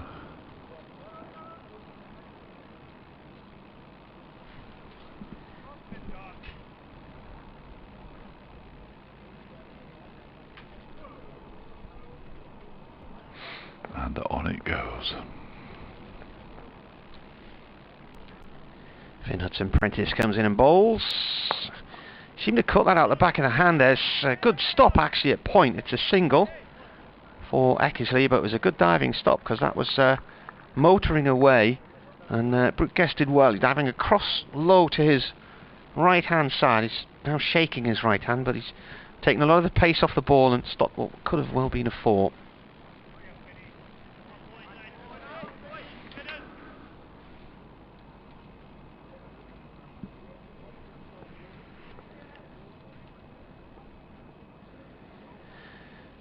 Comes the bowler, and that's played into the ground by Bedingham. And Bedingham's been involved in all 3 of these 100-run stands as well. Yes, he has, hasn't he? Of course he has. I'll make a note of that. End of the over. 343 for 4. Something new to tell everybody at midday. About the only thing that there is new from half an hour and an hour ago. But anxious to continue from the Lumley end.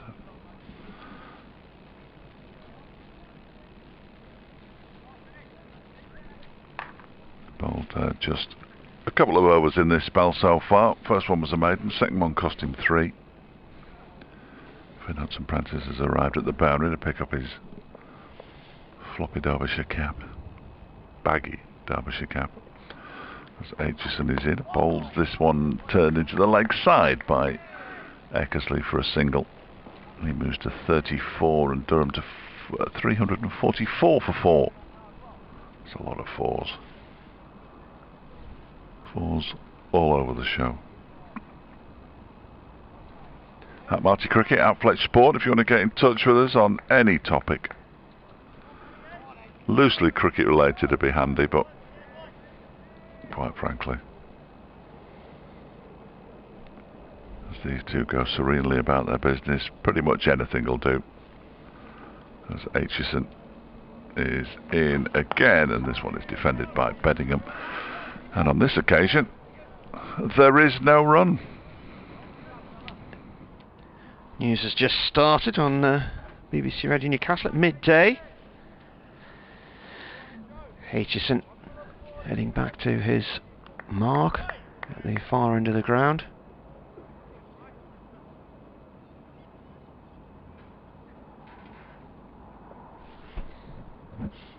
Bedingham on strike. Oh, that skids in low, and he does well to keep that out. pitched on a length and never really got up. That could have been curtains. He goes for a little walk, just managed to get his bat on into the last second there, right on the toe.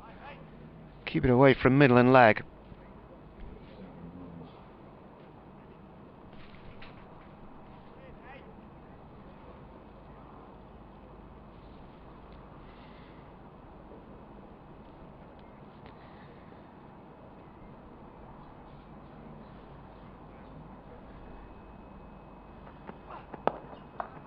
And there you go, the highest score by a Durham player against Derbyshire as Beddingham plays that up wide of mid-on and will run 3. He moves on to 193.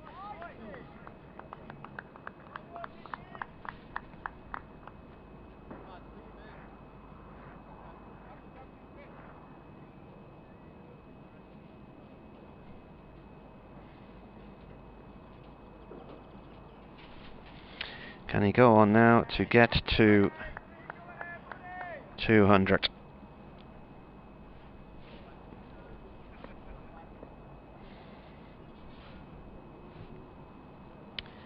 Aitchison to Eckersley, who defends. The ball bounces into the ground and loops back into his hands.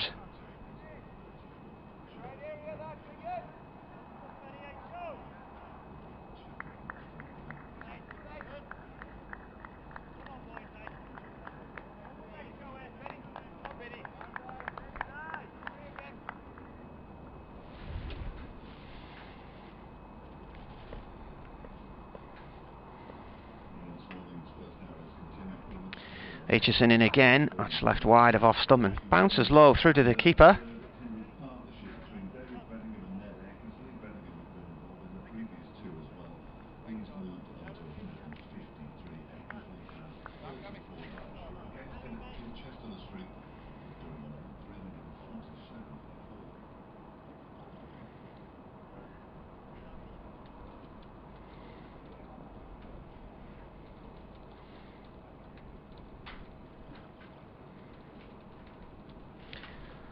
End of the over, 347 for 4, but the bonus points have gone by now because we've had 111 overs. So it's all about making runs from here on in.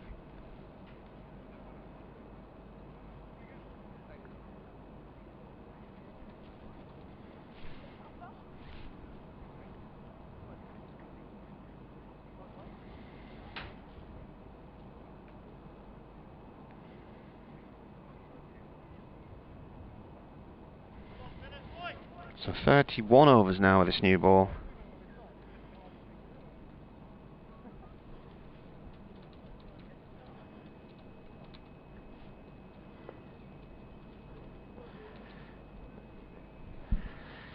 Hudson Prentice, right arm over, Finkel end. Cut towards backward point. Good diving stop there from Guest.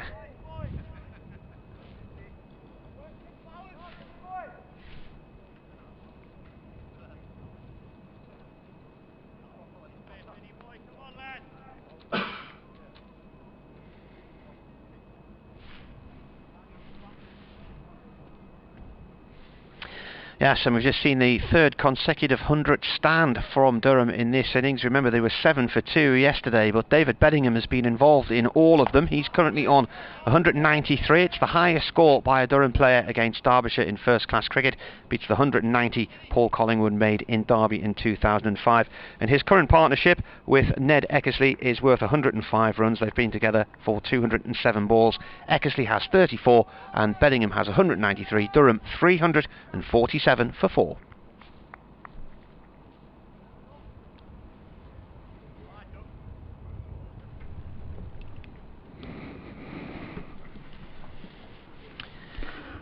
In comes the bowler, and it's a gentle tap up towards the mid-on cover area. No run.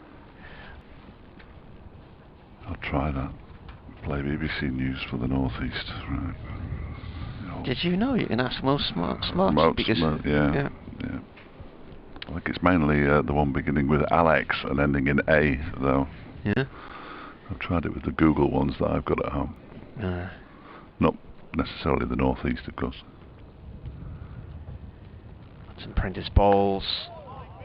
Sounds like the breeze is just getting up a little bit. The flag on the roof of the castle is fluttering away nicely now. That was a dot ball there, defended.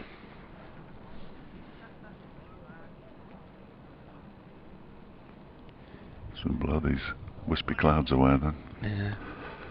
Sussex now 168 for 4 against Yorkshire at Hove. That's interesting because the scorecard yesterday had the game as taking place in Brighton. Yorkshire were all out yesterday for 150. Worcestershire still batting. Mine says Brighton on here. Yeah. It's mad, isn't it? Yeah. If only there was a game being played somewhere in London. Yes. Beddingham waits and drills an over pitch ball back past the bowler and away to our end of the ground for 4. Nicely done. And that moves him on to 197. Means a lot of work for you coming up till he gets there. I'll just sit here and admire the batting. Yeah.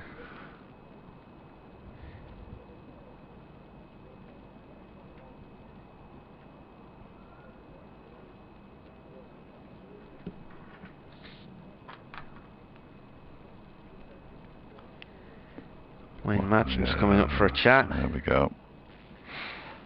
Just to make sure we don't finish at 6 o'clock this evening. Lewis Rees is joining in.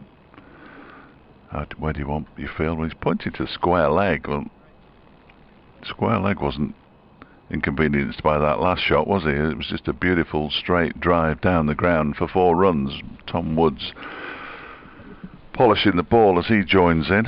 Marty's doing his mountain climbing thing as he opens the window. Must be cool. God, I thought he was going to go then. Almost went. Just toppled over, lost balance. The centre of gravity was all over the show there. Today's man in front of the health club is wearing a green top, so he's easier to see. He's walking behind the seats at the moment in a very purposeful manner. 16 Durham players have got to double hundreds.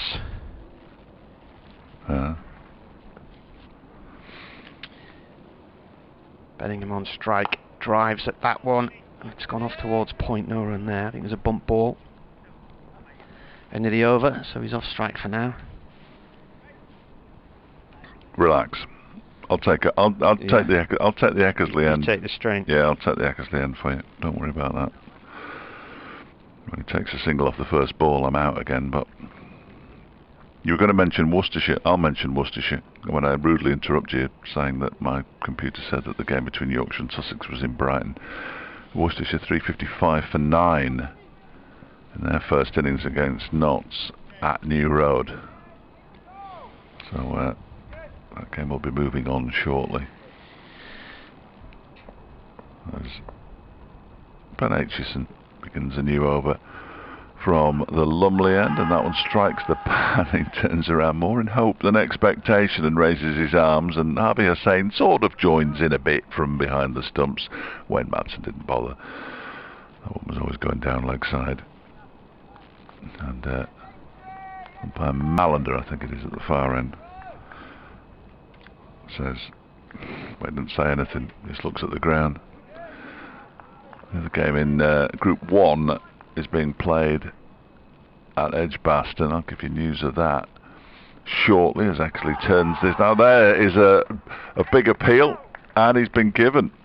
He seemed to be quite a long way down the track actually, but Ben Aitchison has his first wicket of the match, and Derbyshire finally break the latest century stand. Ned Eckersley goes low before wicket for 34, and Durham, well, they're now 351 for 5. 109, I think those two added there. Plenty, certainly. I just got the impression he'd taken a step down the track, so perhaps umpire Malander was getting bored with it all. Bring a new one in. Let's go for the 4th successive century stand. Get a new one in. And the new one's Stuart Pointer. Got 170 at Derby. Exactly. So it's not a rare century, it has to be said. It's not going to diminish. Good for Ben Aitchison to pick up his first wicket of the match.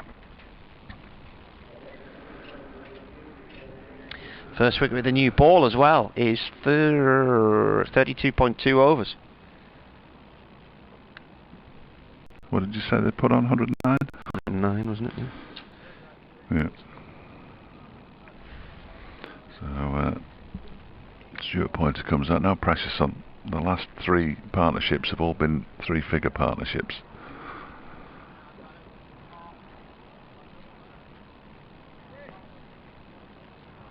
And don't forget Beddingham at the other end, but he's just watching on at the moment. In fact, he's having a conversation with Lewis Rees, who's trying to find the edge of the bat there by the look of it, in an amusing fashion. Hasn't managed to find it yet. Nobody has. So point to the new batsman, takes guard, surveys the scene, 2 slips in place. And taps his bat, waiting as this first delivery is pushed very firmly up to mid-off, and there's no run. And in amongst the carnage of 3 successive century partnerships, we've seen a first ball duck as well. It's bizarre in the cricket. 351 for 5. That was at least my 5th of the season in game 3. Pointer waits and squirts this one back with a square on the outside, gets off the mark with a single as the ball is retrieved by Brooke Guest. And it brings the man of the moment back onto strike. Beddingham 197, not out from 323 deliveries. Decent strike rate as well. What was it, 61 that?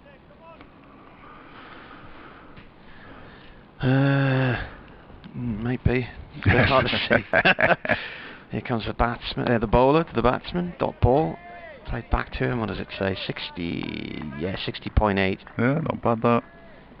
He just lost 0.2 of a run there. Yeah, well, that in one delivery. He needs to get a move on then, doesn't it? Yeah. Needs to get a move on. It's a cruel world at times.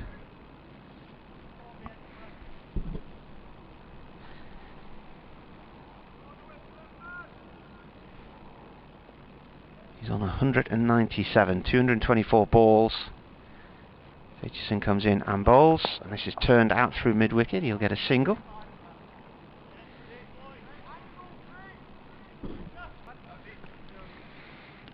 Keep the strike as well. Yeah. Finn Hudson-Prentice has removed his cap and frisbee style thrown it towards the boundary down below us to our right. It hasn't made it over the boundary. Now if the ball hits that, yeah, that's 27.5 runs. 5 runs. Should be more if it's leaning on the rope.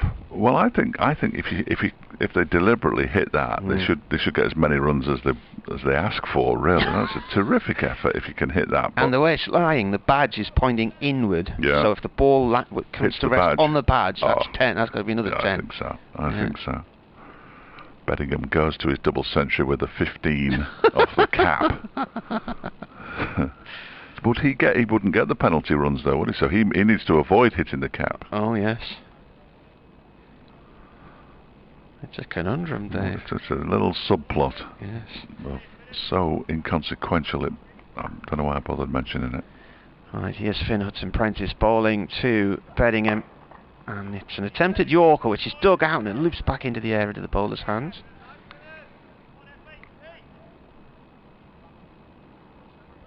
The nervous 198. Yeah. Can't say I've ever been there. No. Can't say I've even been within 100 of that. No, me neither. Terrific effort. Of concentration, if nothing else. Yeah. Time in the middle as well, since yesterday morning. Bowler comes in again, and this is driven back past him. It smacks him off the knee, in fact, and comes to rest just next to the stumps. Nearly, but not quite. John Rouse Milligan says, I'm writing COVID risk assessments here in Norfolk. Does introducing the new ball count as any additional concerns to be noted? No. That was 33 overs ago as well. No. A bit late. We can't help you with your homework, I'm afraid, John. Sorry. Now this is driven, and that's the 200 surely. He's going to run one, and he's going to come back for another as it goes through mid-wicket. And he's done it. First Durham batsman to reach 200 against Derbyshire, David Bedingham. What an effort from him. And it's come in 328 balls, 446 minutes, and 26 fours.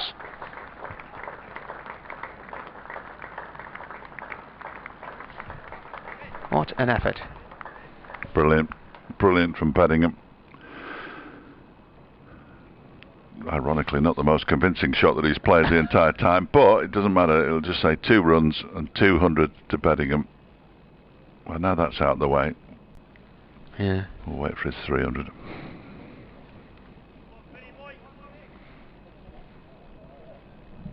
So that strike rate of 61 plus. Hudson Prentice bowls, it's driven at it. Now then it hits Hudson Prentice in the left foot. And he hobbles away. And now he's just got his hands on his knees and he's bending down, and he doesn't look 100%. He's getting no sympathy from any of his teammates. Now he's gone down on his haunches. You might see Frank Clarkson momentarily when Madsen's come around to make sure he's okay, but I rather think we might need to see Frank Clarkson here. Where is she?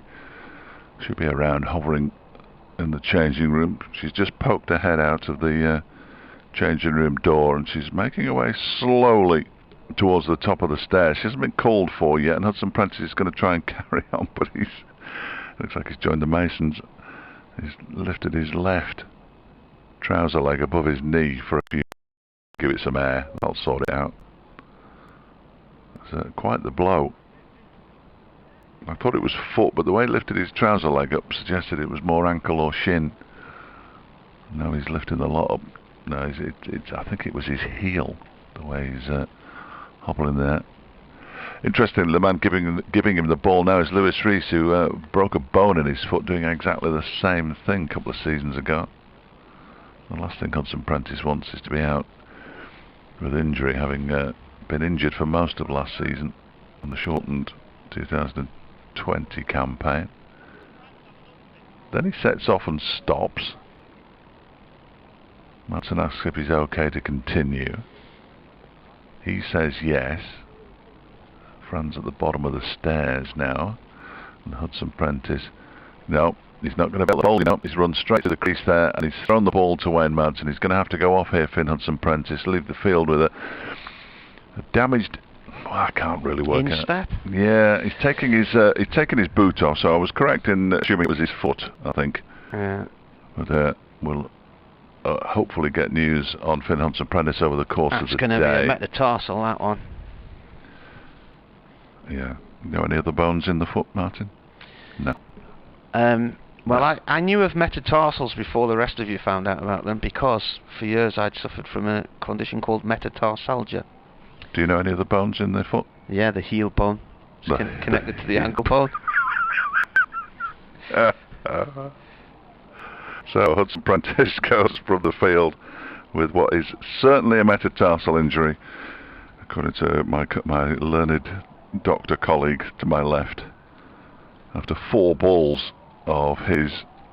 Oh, it's gone off the board already. Blimey.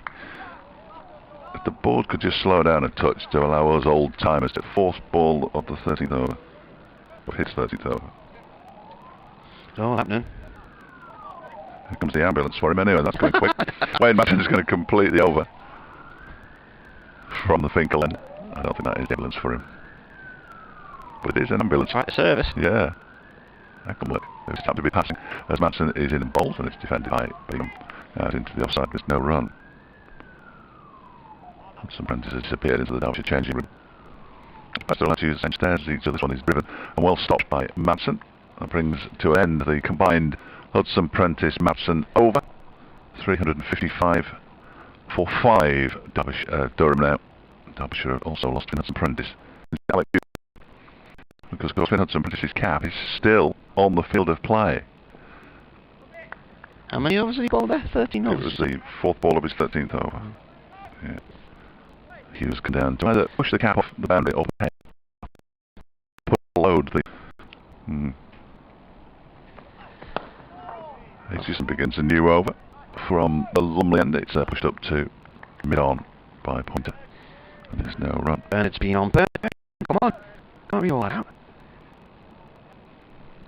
Oh, but he's not sent this to me. Thanks, Bernard. I bet if I did the word count. Pointer waits.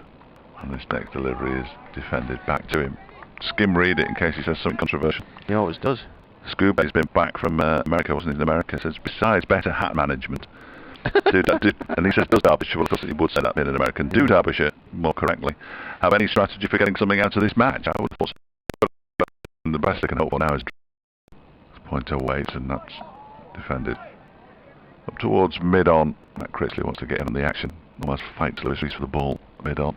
Rees wins that one. Seniority. Yes, it's to get out of this with a draw, it'd be a good effort now.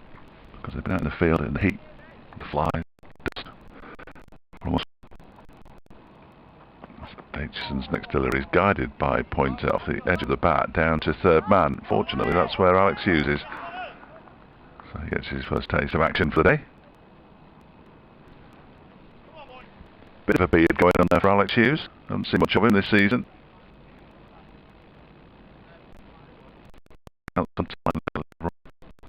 56 for 5. Pointer on to 2. He waits now and defends this latest Aitchison delivery. Back to the bowler. You complain about Complain. at home, and there were a number of pictures from varying people on Facebook of all the patterns in the sky, isn't it? An awful lot of people with too much time on their hands. Must be clear sky, just the way the stuff just hangs in the sky for Perhaps it's a phenomenon. Yeah. Aitchison's next delivery driven nicely by Bedingham beyond this deploy.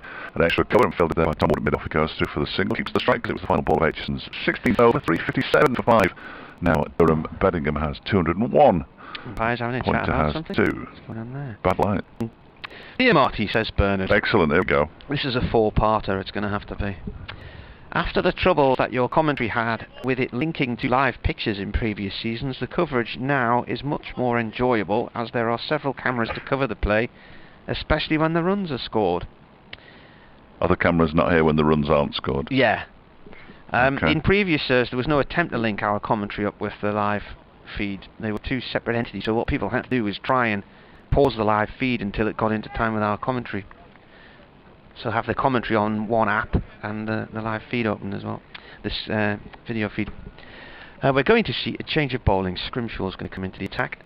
And yesterday, how many did he bowl? Where is he? 8 overs. Yeah, only 8 overs. For 36.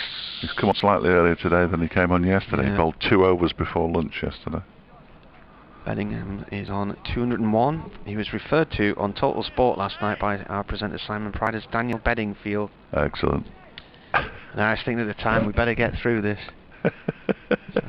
And he has. Is that one of his songs? Yes, funnily excellent. enough. Okay, yes. mate. Yeah, I know nothing about him. No.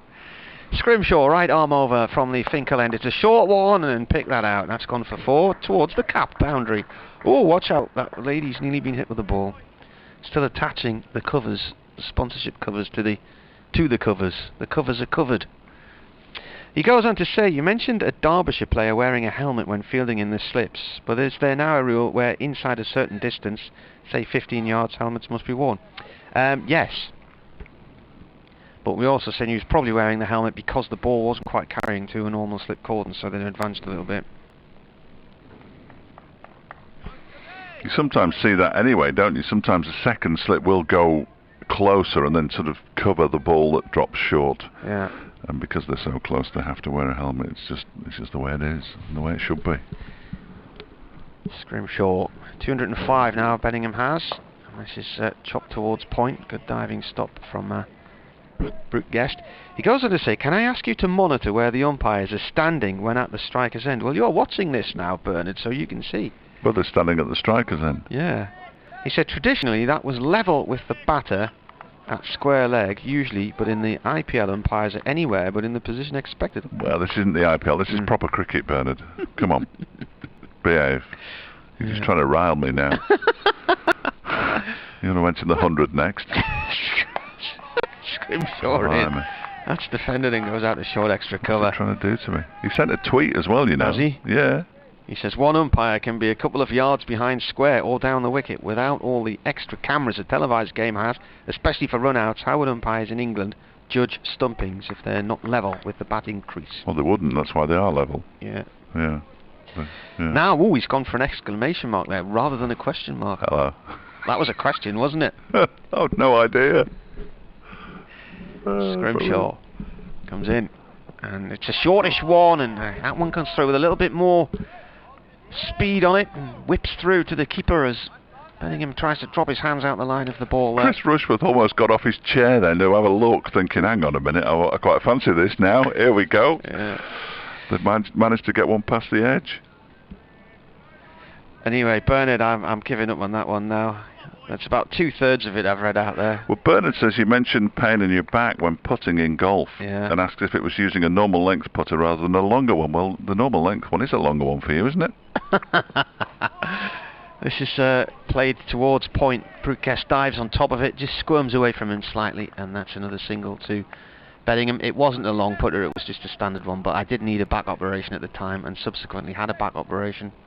Yes, and had a disc out, and I've played maybe golf once since. Yeah. He actually adds, he says, your comment reminded me of, this has gone slightly dark, your comment reminded me of a golfer who took off his cap as a hearse went by the course. He damaged his back. No, he didn't die. No, there's a joke coming there. Is there? Yes. Have you not heard that one before? No. Scrimshaw comes in and bowls, and an attempted cut from point. Do I look like a man who does jokes? So the joke is two golfers are playing, and a hearse comes past the course, and this guy takes his cap off, and his pal says, "Wow, I've never seen you do anything like that before. That's a really touching moment." And he said, "Oh, it's his wife, wasn't it? I was married to her for 30 years." Yeah, it's not really a joke. Well, it is a joke, but it's not that funny. David McCardle, on the other hand, it's tickled me. It's not funny either, but it's tickled me. Hudson Prentice is back out on the field, everybody, so that's good news. So that's ruined. He's not limping anymore. That's ruined my 12:30 dramatic news update.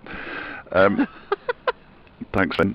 If he does well at Durham, maybe one day Pointer will be as famous as his sisters. Spelt differently, of course. So. They were called the Pointer Sisters, literally, weren't they? I always thought it was a stage name, but that was the family surname. Aitchison begins a new over from the Lumley end, and it's pushed out to the offside by Bedingham. Didn't one of them die recently? Was it Janet Pointer or Janice Pointer? I have no idea. No idea at all.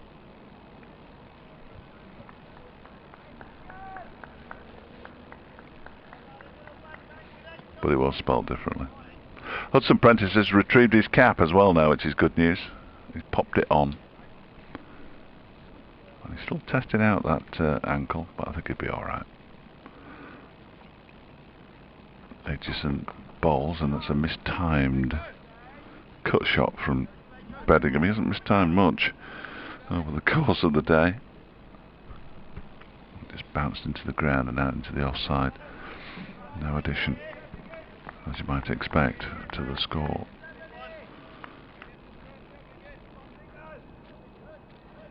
Essex dismissed for 295 by Warwickshire, who were 49 for 2 in this group. Bedingham waits and off the back foot tries to force a drive, but again doesn't really time it, and it goes to Tom Wood at mid-off. Worcestershire's last pair, I don't know how many they've added, but they're still going. 369 for 9 now. That'll be irritating Nottinghamshire, won't it? It's a bit of a shame, obviously. Where are we at? 29 games now for them, isn't it? I think most people have lost count. I don't think there's anybody alive 27 when they played. Who witnessed their last 4-day win. That's defended up to mid-off. When they played Durham at the start of the season, it was 27. That was a draw. Then they lost last week to Warwickshire, didn't they? Oh, yeah. So that's 28. So this is... Therefore... No, hang on, 20, that's 28, 29. So yeah, 29 now without a win. And next week, when they're at Derby, it'll be 30. I'm starting to get Brace is just driving each day from his house to that one. Thanks. Here's Aitchison, driven beautifully by Beddingham, very straight. There's a chase on for Tom Wood, but he's not going to win that one. The ball crosses the boundary rope. Another glorious straight drive. It's been a bit of a feature of Beddingham's innings, and he moves on to 210 now, and Durham up to 366 for 5. Yeah, well, I thought he might stay in Derby, but he said no, I can just drive. So the Derbyshire hotel industry will take a bit of a hit that week. Well, I'll try and make sure I ask him if his hotel's nice. This next delivery is pushed off the back foot out into the covers by Beddingham for a single. It's Sam Connors who does the fielding out there in the distance. And the score moves on to 367 for 5 at the end of that over. Beddingham. The 11th highest score by a Durham player at the minute. Is it? What's the highest? Go on. Martin Love against Hampshire, 273 here in 2003. And Michael DiVenuto, 254 against Sussex here in 2009. Formerly, of course, of Derbyshire. 14 scores above 200. John Brown's been in touch. The Derbyshire scorer. He's going to... You're not doing a bully at 12:30, no? It's quarter to now, yeah. This is an opening paragraph dripping with irony. I thought you might be glad of a message to help fill a few gaps in this thrilling match. We can do that. In comes Scrimshaw. Ball is played by Beddingham down towards third man. He's looked up Collingwood's 190, John, because he scored that game in Derby in 2005. He and Benkenstein, I think as you've already mentioned, added 250 for the 4th wicket, but the others managed just 121 between them. Well batted. Derbyshire then had one of their poorer batting efforts and were all out for 161. Has to follow on, and second time around. Scrimshaw 2-pointer, and he's out. Well, he's gone for 2, and we've seen that plenty of times over the years. Just cracking 1-2 Brooke Guest at point. So as you said, 3 consecutive 100 partnerships in a row, and now this. It's tricky, isn't it, when you follow it? It's always like the man who sits in he'll have had his pads on presumably before the start of the previous partnership, just in case. I'm sure he took them off at some point, but perhaps when he went home last night. But it was straight to him, really, wasn't it? Straight to Brooke Guest. Durham 361 for 6. 10 runs, that partnership. It's an absolute collapse. Yeah, calamitous now. Yeah, they've got to be careful here.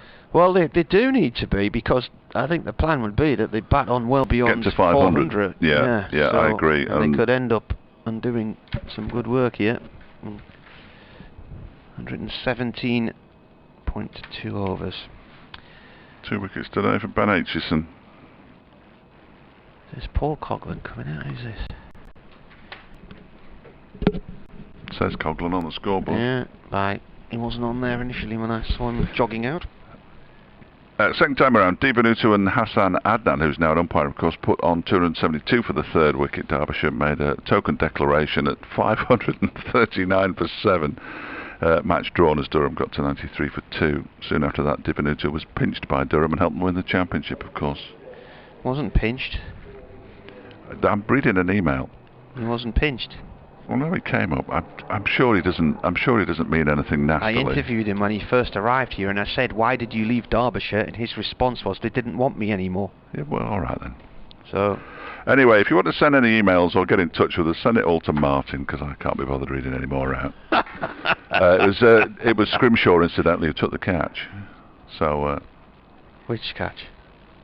The one that you just commentated on about 30 seconds ago, wasn't it, Scrimshaw? No, it was Brooke Guest. That's Scrimshaw bowling, that's rather. Yeah. So he hasn't got 2 wickets today. That's me. Carry on. That's his first wicket, of course. Yeah. In first-class cricket. Indeed. Yeah. So, Paul Coghlan is the new batsman. Right-hander facing right-hander from the Finkel end. And that's left alone, and a big yelp from the slip cordon as it's left and goes past the off stump. Stuart Manger's emailed wit, jokes, irony, health news, travel and stats and serious cricket. Health news? What was the health news? I can't remember the health news. Anyway, I've had a message. Peter Dawson, who captained Bolton for many years, is apparently listening to us in hospital at the RVI in Newcastle and watching the match on his TV. So best wishes to Peter. Hope you're home soon. As Scrimshaw bowls to Coghlan, that nips in hard. He gets his bat just on top of it, around about the 5-pad box height, fends it down into the ground.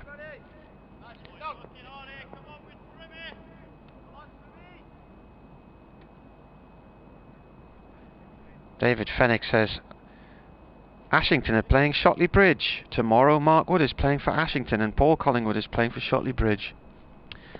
Yes, we mentioned that yesterday and we mentioned it again today. In comes Scrimshaw and bowls, and that's Yorker length ball, which Coghlan does well to see away up towards mid-on, goes for a tricky little single, but he was going to the danger end. He's got a big stride, he got there, despite an attempted shy at the stumps.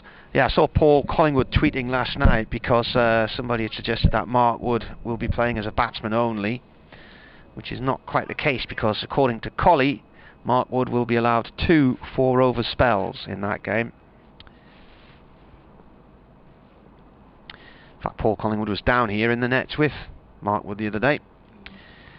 In comes Scrimshaw, and that is left alone outside the off stump, and that is a dot ball to end the over.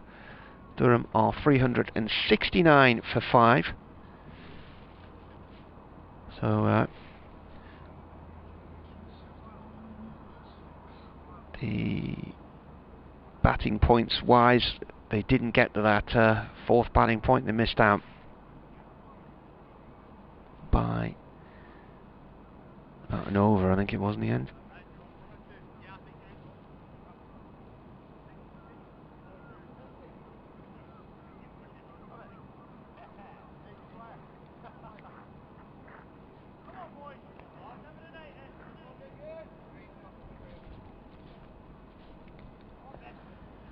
So Durham with a 3 batting points, and Derbyshire just a 1 bowling point. New over from Aitchison from the Lumley end. That one's left alone by Coghlan outside the off stump.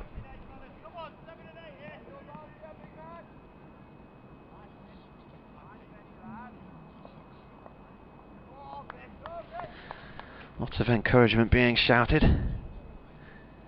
Come on, let's get 7 and 8 on the board, i.e. wickets.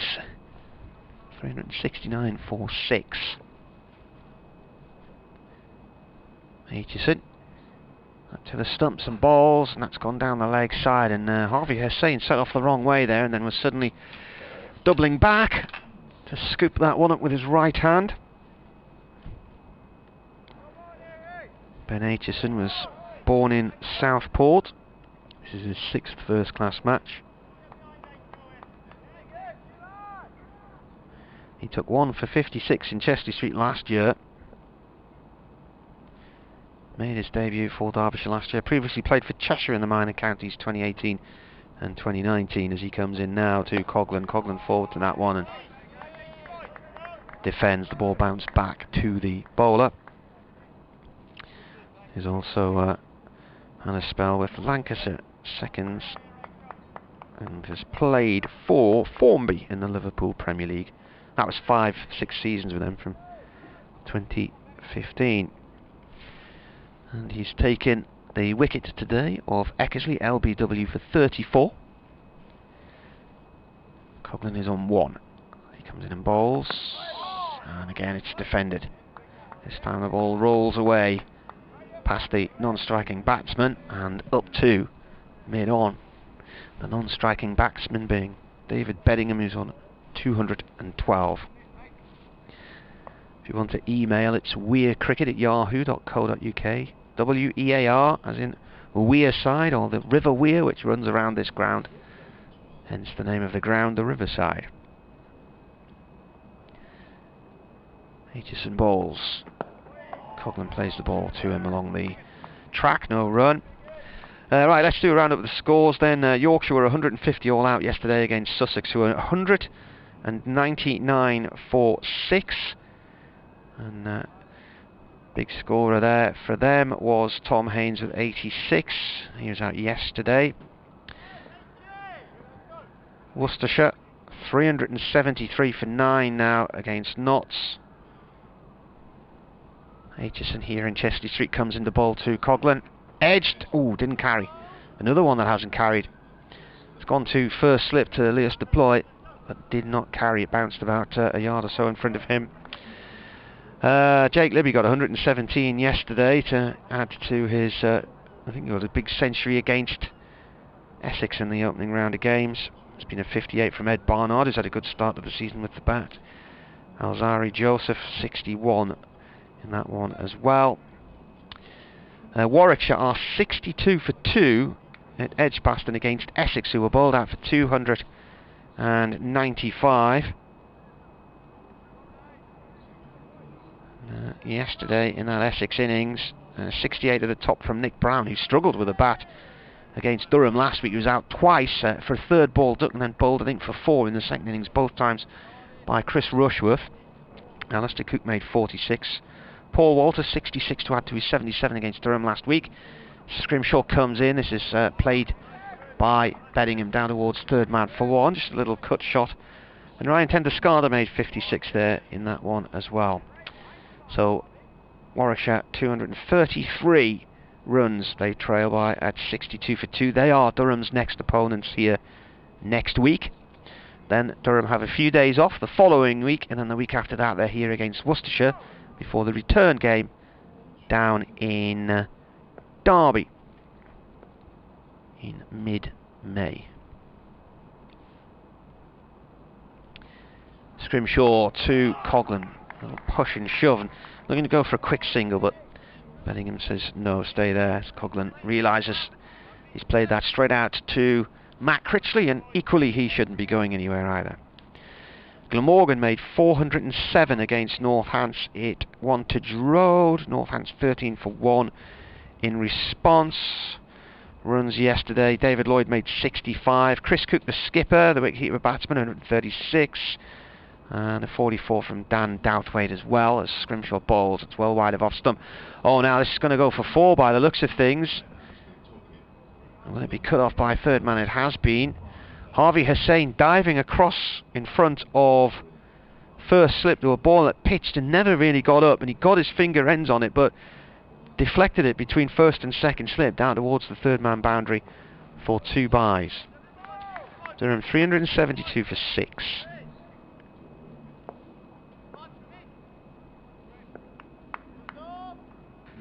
The St Lawrence ground in Canterbury. Lancashire is still batting there. 343 for 7 in their first innings. A drive from Coghlan up to mid-off here, no run there. Luke Wood has 73. Danny Lamb has 44.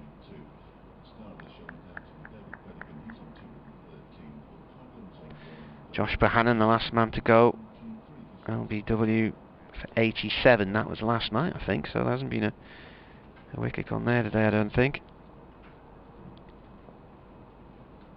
Also, Dane Villas, the captain, making 53 there yesterday. Oh, turned off the legs late here by Coghlan. It's gone for 4, down to fine leg. Leg byes are signalled. It was veering down the leg side all the time there. And Luke Wood, 74, not out in that one. And where else have we been? Hampshire, Gloucestershire, where are they playing? They're down in Southampton. Hampshire 367 for 5. Still in their first innings. And among the runs for them, Ian Holland with 114 yesterday, and Tom Alsop with 149. And they put on quite the partnership. 220 runs. 218 runs yesterday. In comes the bowler, and that's fine leg, 4 more, this time off the bat. Straying down the leg side too much here. And Durham move on. Cobham moves on to 5 from 14. Durham move on to 380 for 6 at the end of the over. George Scrimshaw, in his first game, wanders away to think about line and length. Probably. Well, I would have thought so, given that those two that you just described had gone down the leg side. The one before that, Harvey Hussain, had to be a miracle worker to stop the ball from going for 4 byes. He got a hand to it. He was beyond first slip when he touched it. At Lords, which it now says on the scorecard, Lords, yesterday it just said London. Lords, Middlesex are 167 for 5, having bowled out Surrey yesterday for 154. And the other game today, Leicestershire 233 all out yesterday, Somerset 145 for 4. So there you go, here 380 for 6, and we're approaching luncheon. So therefore it's time for a bit of leg spin from Matt Critchley, who's going to replace Ben Aitchison, who bowled 7 overs, 2 maidens, 1 for 16 in his spell from the Lumley end, as he picked up his first wicket in the match. Scrimshaw 3 overs, 1 for 12 so far from the Finkel end. And Matt Critchley bowled all his overs from the far end yesterday. I'm about to lose a listener here, Dave. I'm not happy about this. Are you? Stephen Murphy said, I haven't had the pleasure of hearing your current co-commentator before, Martin, but I'm seriously considering following Derbyshire in the future. Good man. Critchley in and bowls. This one is defended back to him and through him somehow. They thought about a quick single, but he got something on it. He then turns his attention, he says, good banter, boys, and then turns his attention to David Beddingham. He's on 213, and he's on strike to Matt Critchley and turns this one very nicely up towards the mid-wicket boundary for another single and moves on to 214. He says, I see David Beddingham's played for Western Province, the Cape Cobras, brackets cricket with venom, and Bowland, who play at Pall, near where I also have a home. No. I once went to watch the Cobras play at Pall in a 4-day game. Herschel Gibbs and Charles Langeveld were there in their side. Mikey Cohen's a Cape Cobra. As Critchley bowls to Coghlan. Pushes it out into the offside, there's no run. He said it was free to get in, and when play started there were more players on the field than spectators. At lunchtime the players came over to the stand that I was in for a buffet lunch. I joined the queue behind them and got a free lunch as well. That's a good day out, isn't it? Critchley bowls to Coghlan, who pushes it out into the onside. No run, 381 for 6. Oh, he said it was a very tedious match, a complete absence of venom. No. Critchley's next delivery is driven and well fielded by the bowler as Coghlan played it back to his left into the offside, and he dived away to get a hand to it. On my next visit to Pall, however, I saw A.B. de Villiers come in during a 20th over of a 1-day international. Coghlan pushes this one into the onside from Critchley on this occasion. End of the over, 381 for 6, 5 to Coghlan, 214 rather to Beddingham. He said that was against Bangladesh, so he came in the 20th over of a 1-day international against Bangladesh and scored 170 before he was out in the 40th over. Oh dear. That's some bludgeoning. He said, I usually go to Newlands for the New Year test and was there for Ben Stokes' 258 and also for the infamous Aussie ball tampering incident. Steve Murphy from Riding Mill. Yes, Simon Harmer, who took 10 wickets for Essex last week, played in that 258 game from Ben Stokes. As for the infamous ball tampering saga, I was on holiday in Florida and missed that because it, funnily enough, didn't make much in the American news. No. New over from Scrimshaw. Bowls around about off stump this time to Beddingham. It's played to point. And the time difference, by the time I switched my phone on to see what was happening on Twitter, the row was already a day or two old, I think. Yeah, I couldn't tell you where I was. I can't. You see, you've got a great memory for that kind of thing. My memory for that kind of thing is very poor. It's a complete lack of interest, really. But Charlton Services. No, just yeah. It's you. Yeah. Scrimshaw with a shortish ball, and cut once again to point to Brookest by Beddingham, who goes for a little walk. Anyway, that was Stephen Murphy. Ian Myers has been on. And this is a nice way to start an email, isn't it? All right, lads. It's not loading up now. Yeah. Keeping us in suspense. Computer's frozen. Computer says no. Scrimshaw turns. 2 dot balls so far. 1 for 48 from his 11.2 overs as he bowls now. And again, it's found its way to point via the ground off the bat of Beddingham. Hi Marty and Dave, cracking coverage as usual from you two. Can you tell us what the latest situation is with regards to when fans will be allowed into grounds? I'm chomping at the bit to get down and watch the lads in the flesh, and oh my good pal Davy Fenn, a couple of pints.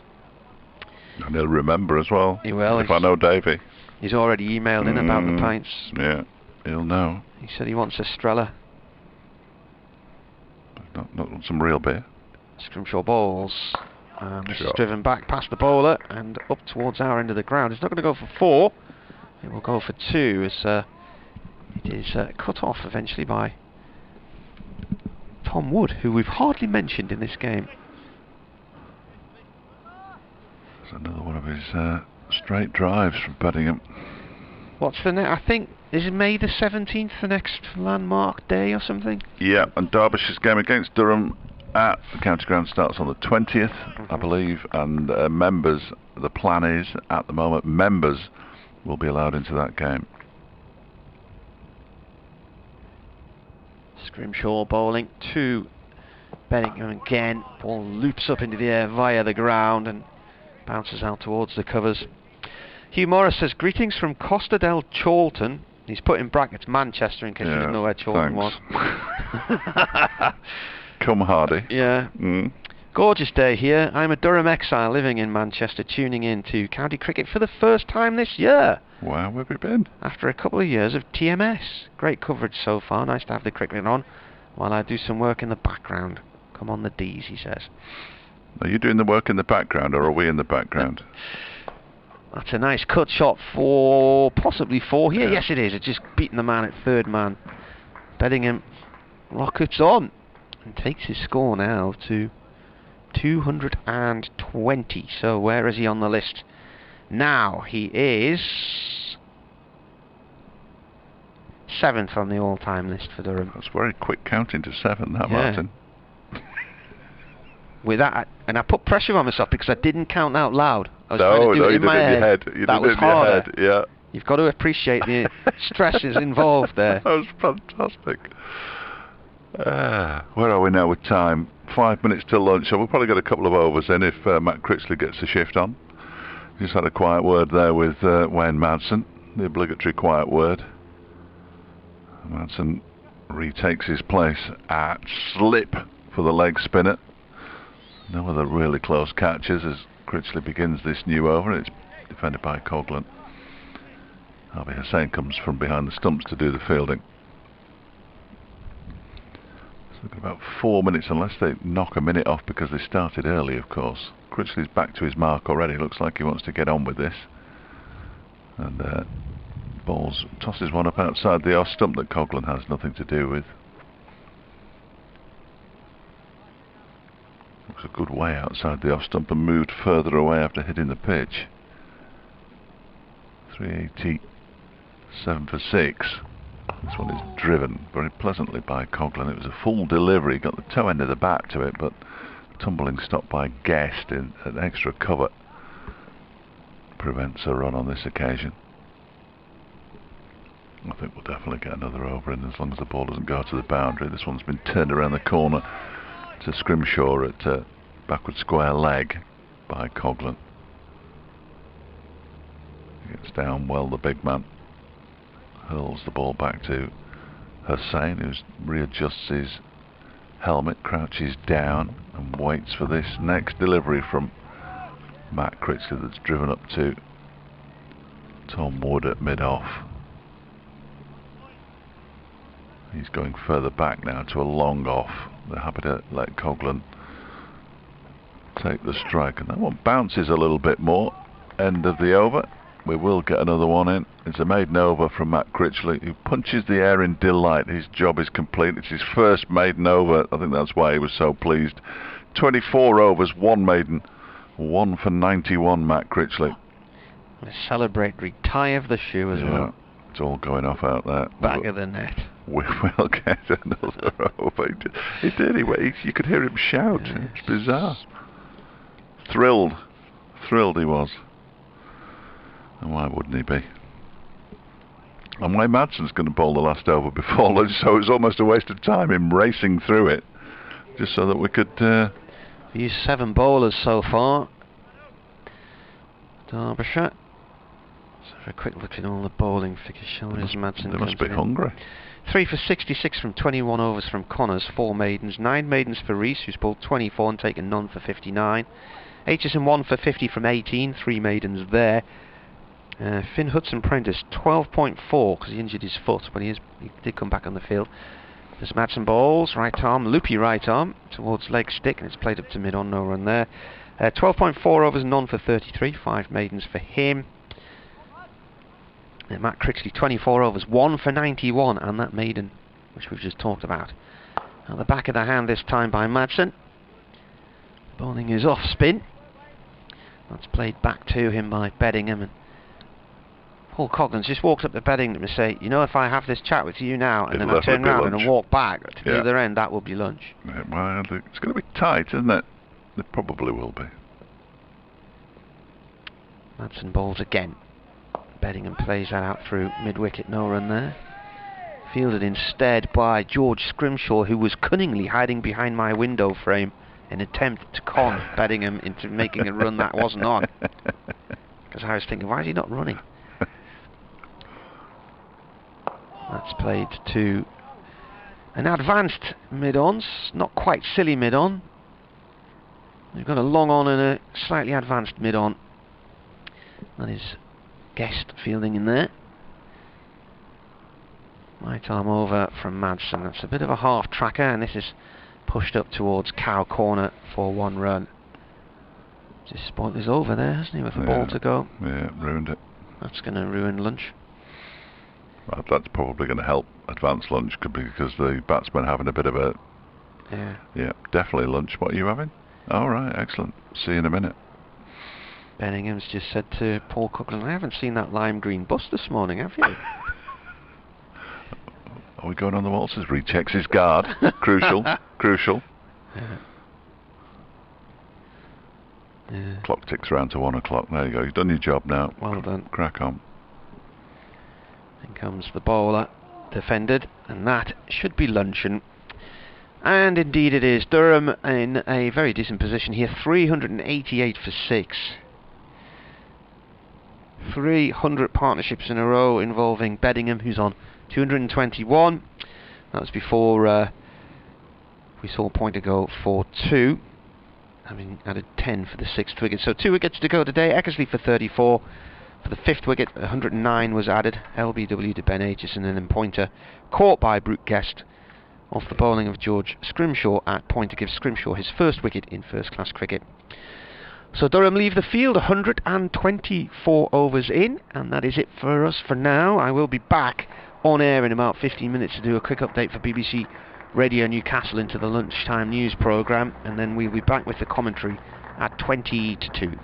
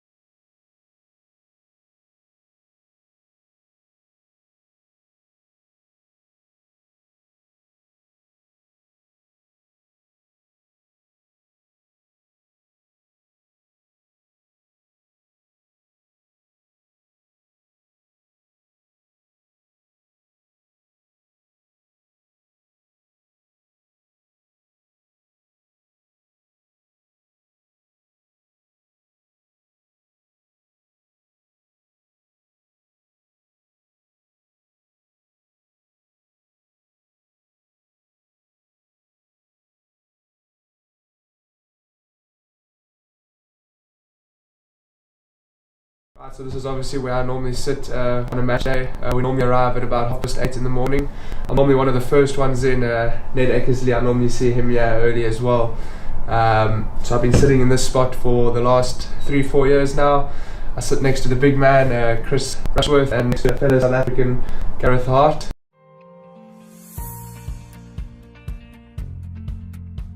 Brian had always had an X factor.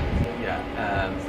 He had a spark in his eye, enthusiasm for his cricket, genuine pace, you know, in his action. You can win that ball really quickly.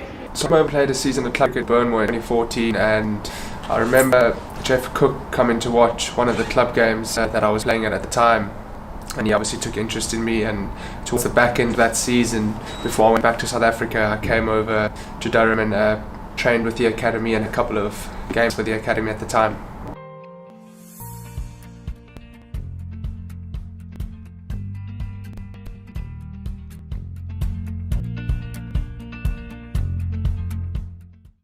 From a young age, every Saturday I'd go and spend the whole day at the cricket club where my dad played. There were other kids there, so that was kind of the environment and culture that I was brought up in. And then obviously when I got a little bit older, 5, 6, 7, I started playing cricket at school, and really just took a liking to it from then.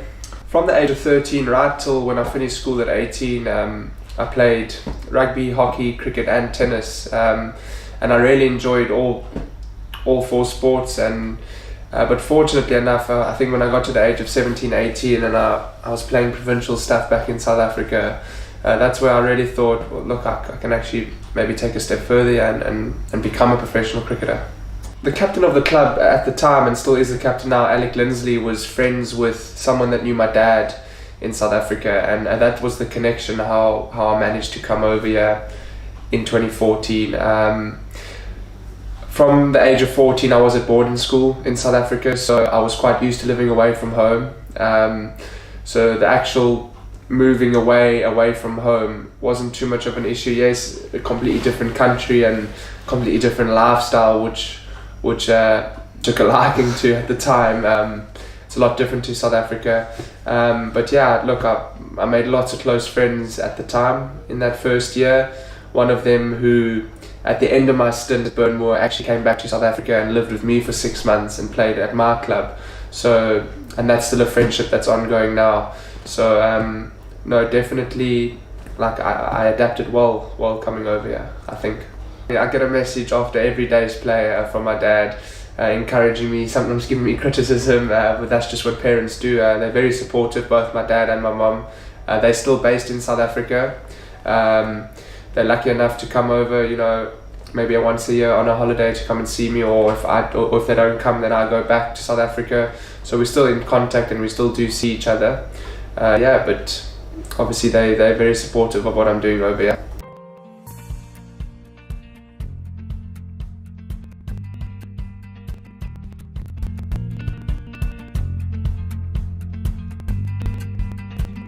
The first memories of Durham, I remember obviously Graham Onions, Scott Borthwick, Mark Stoneman, some senior players, obviously Paul Collingwood. So it was, I wouldn't say intimidating, it's something that I hadn't really thought about. And then obviously the relation had set in that, wow, I'm actually sharing a changing room with some very experienced cricketers here. So it was more excitement than nervous time.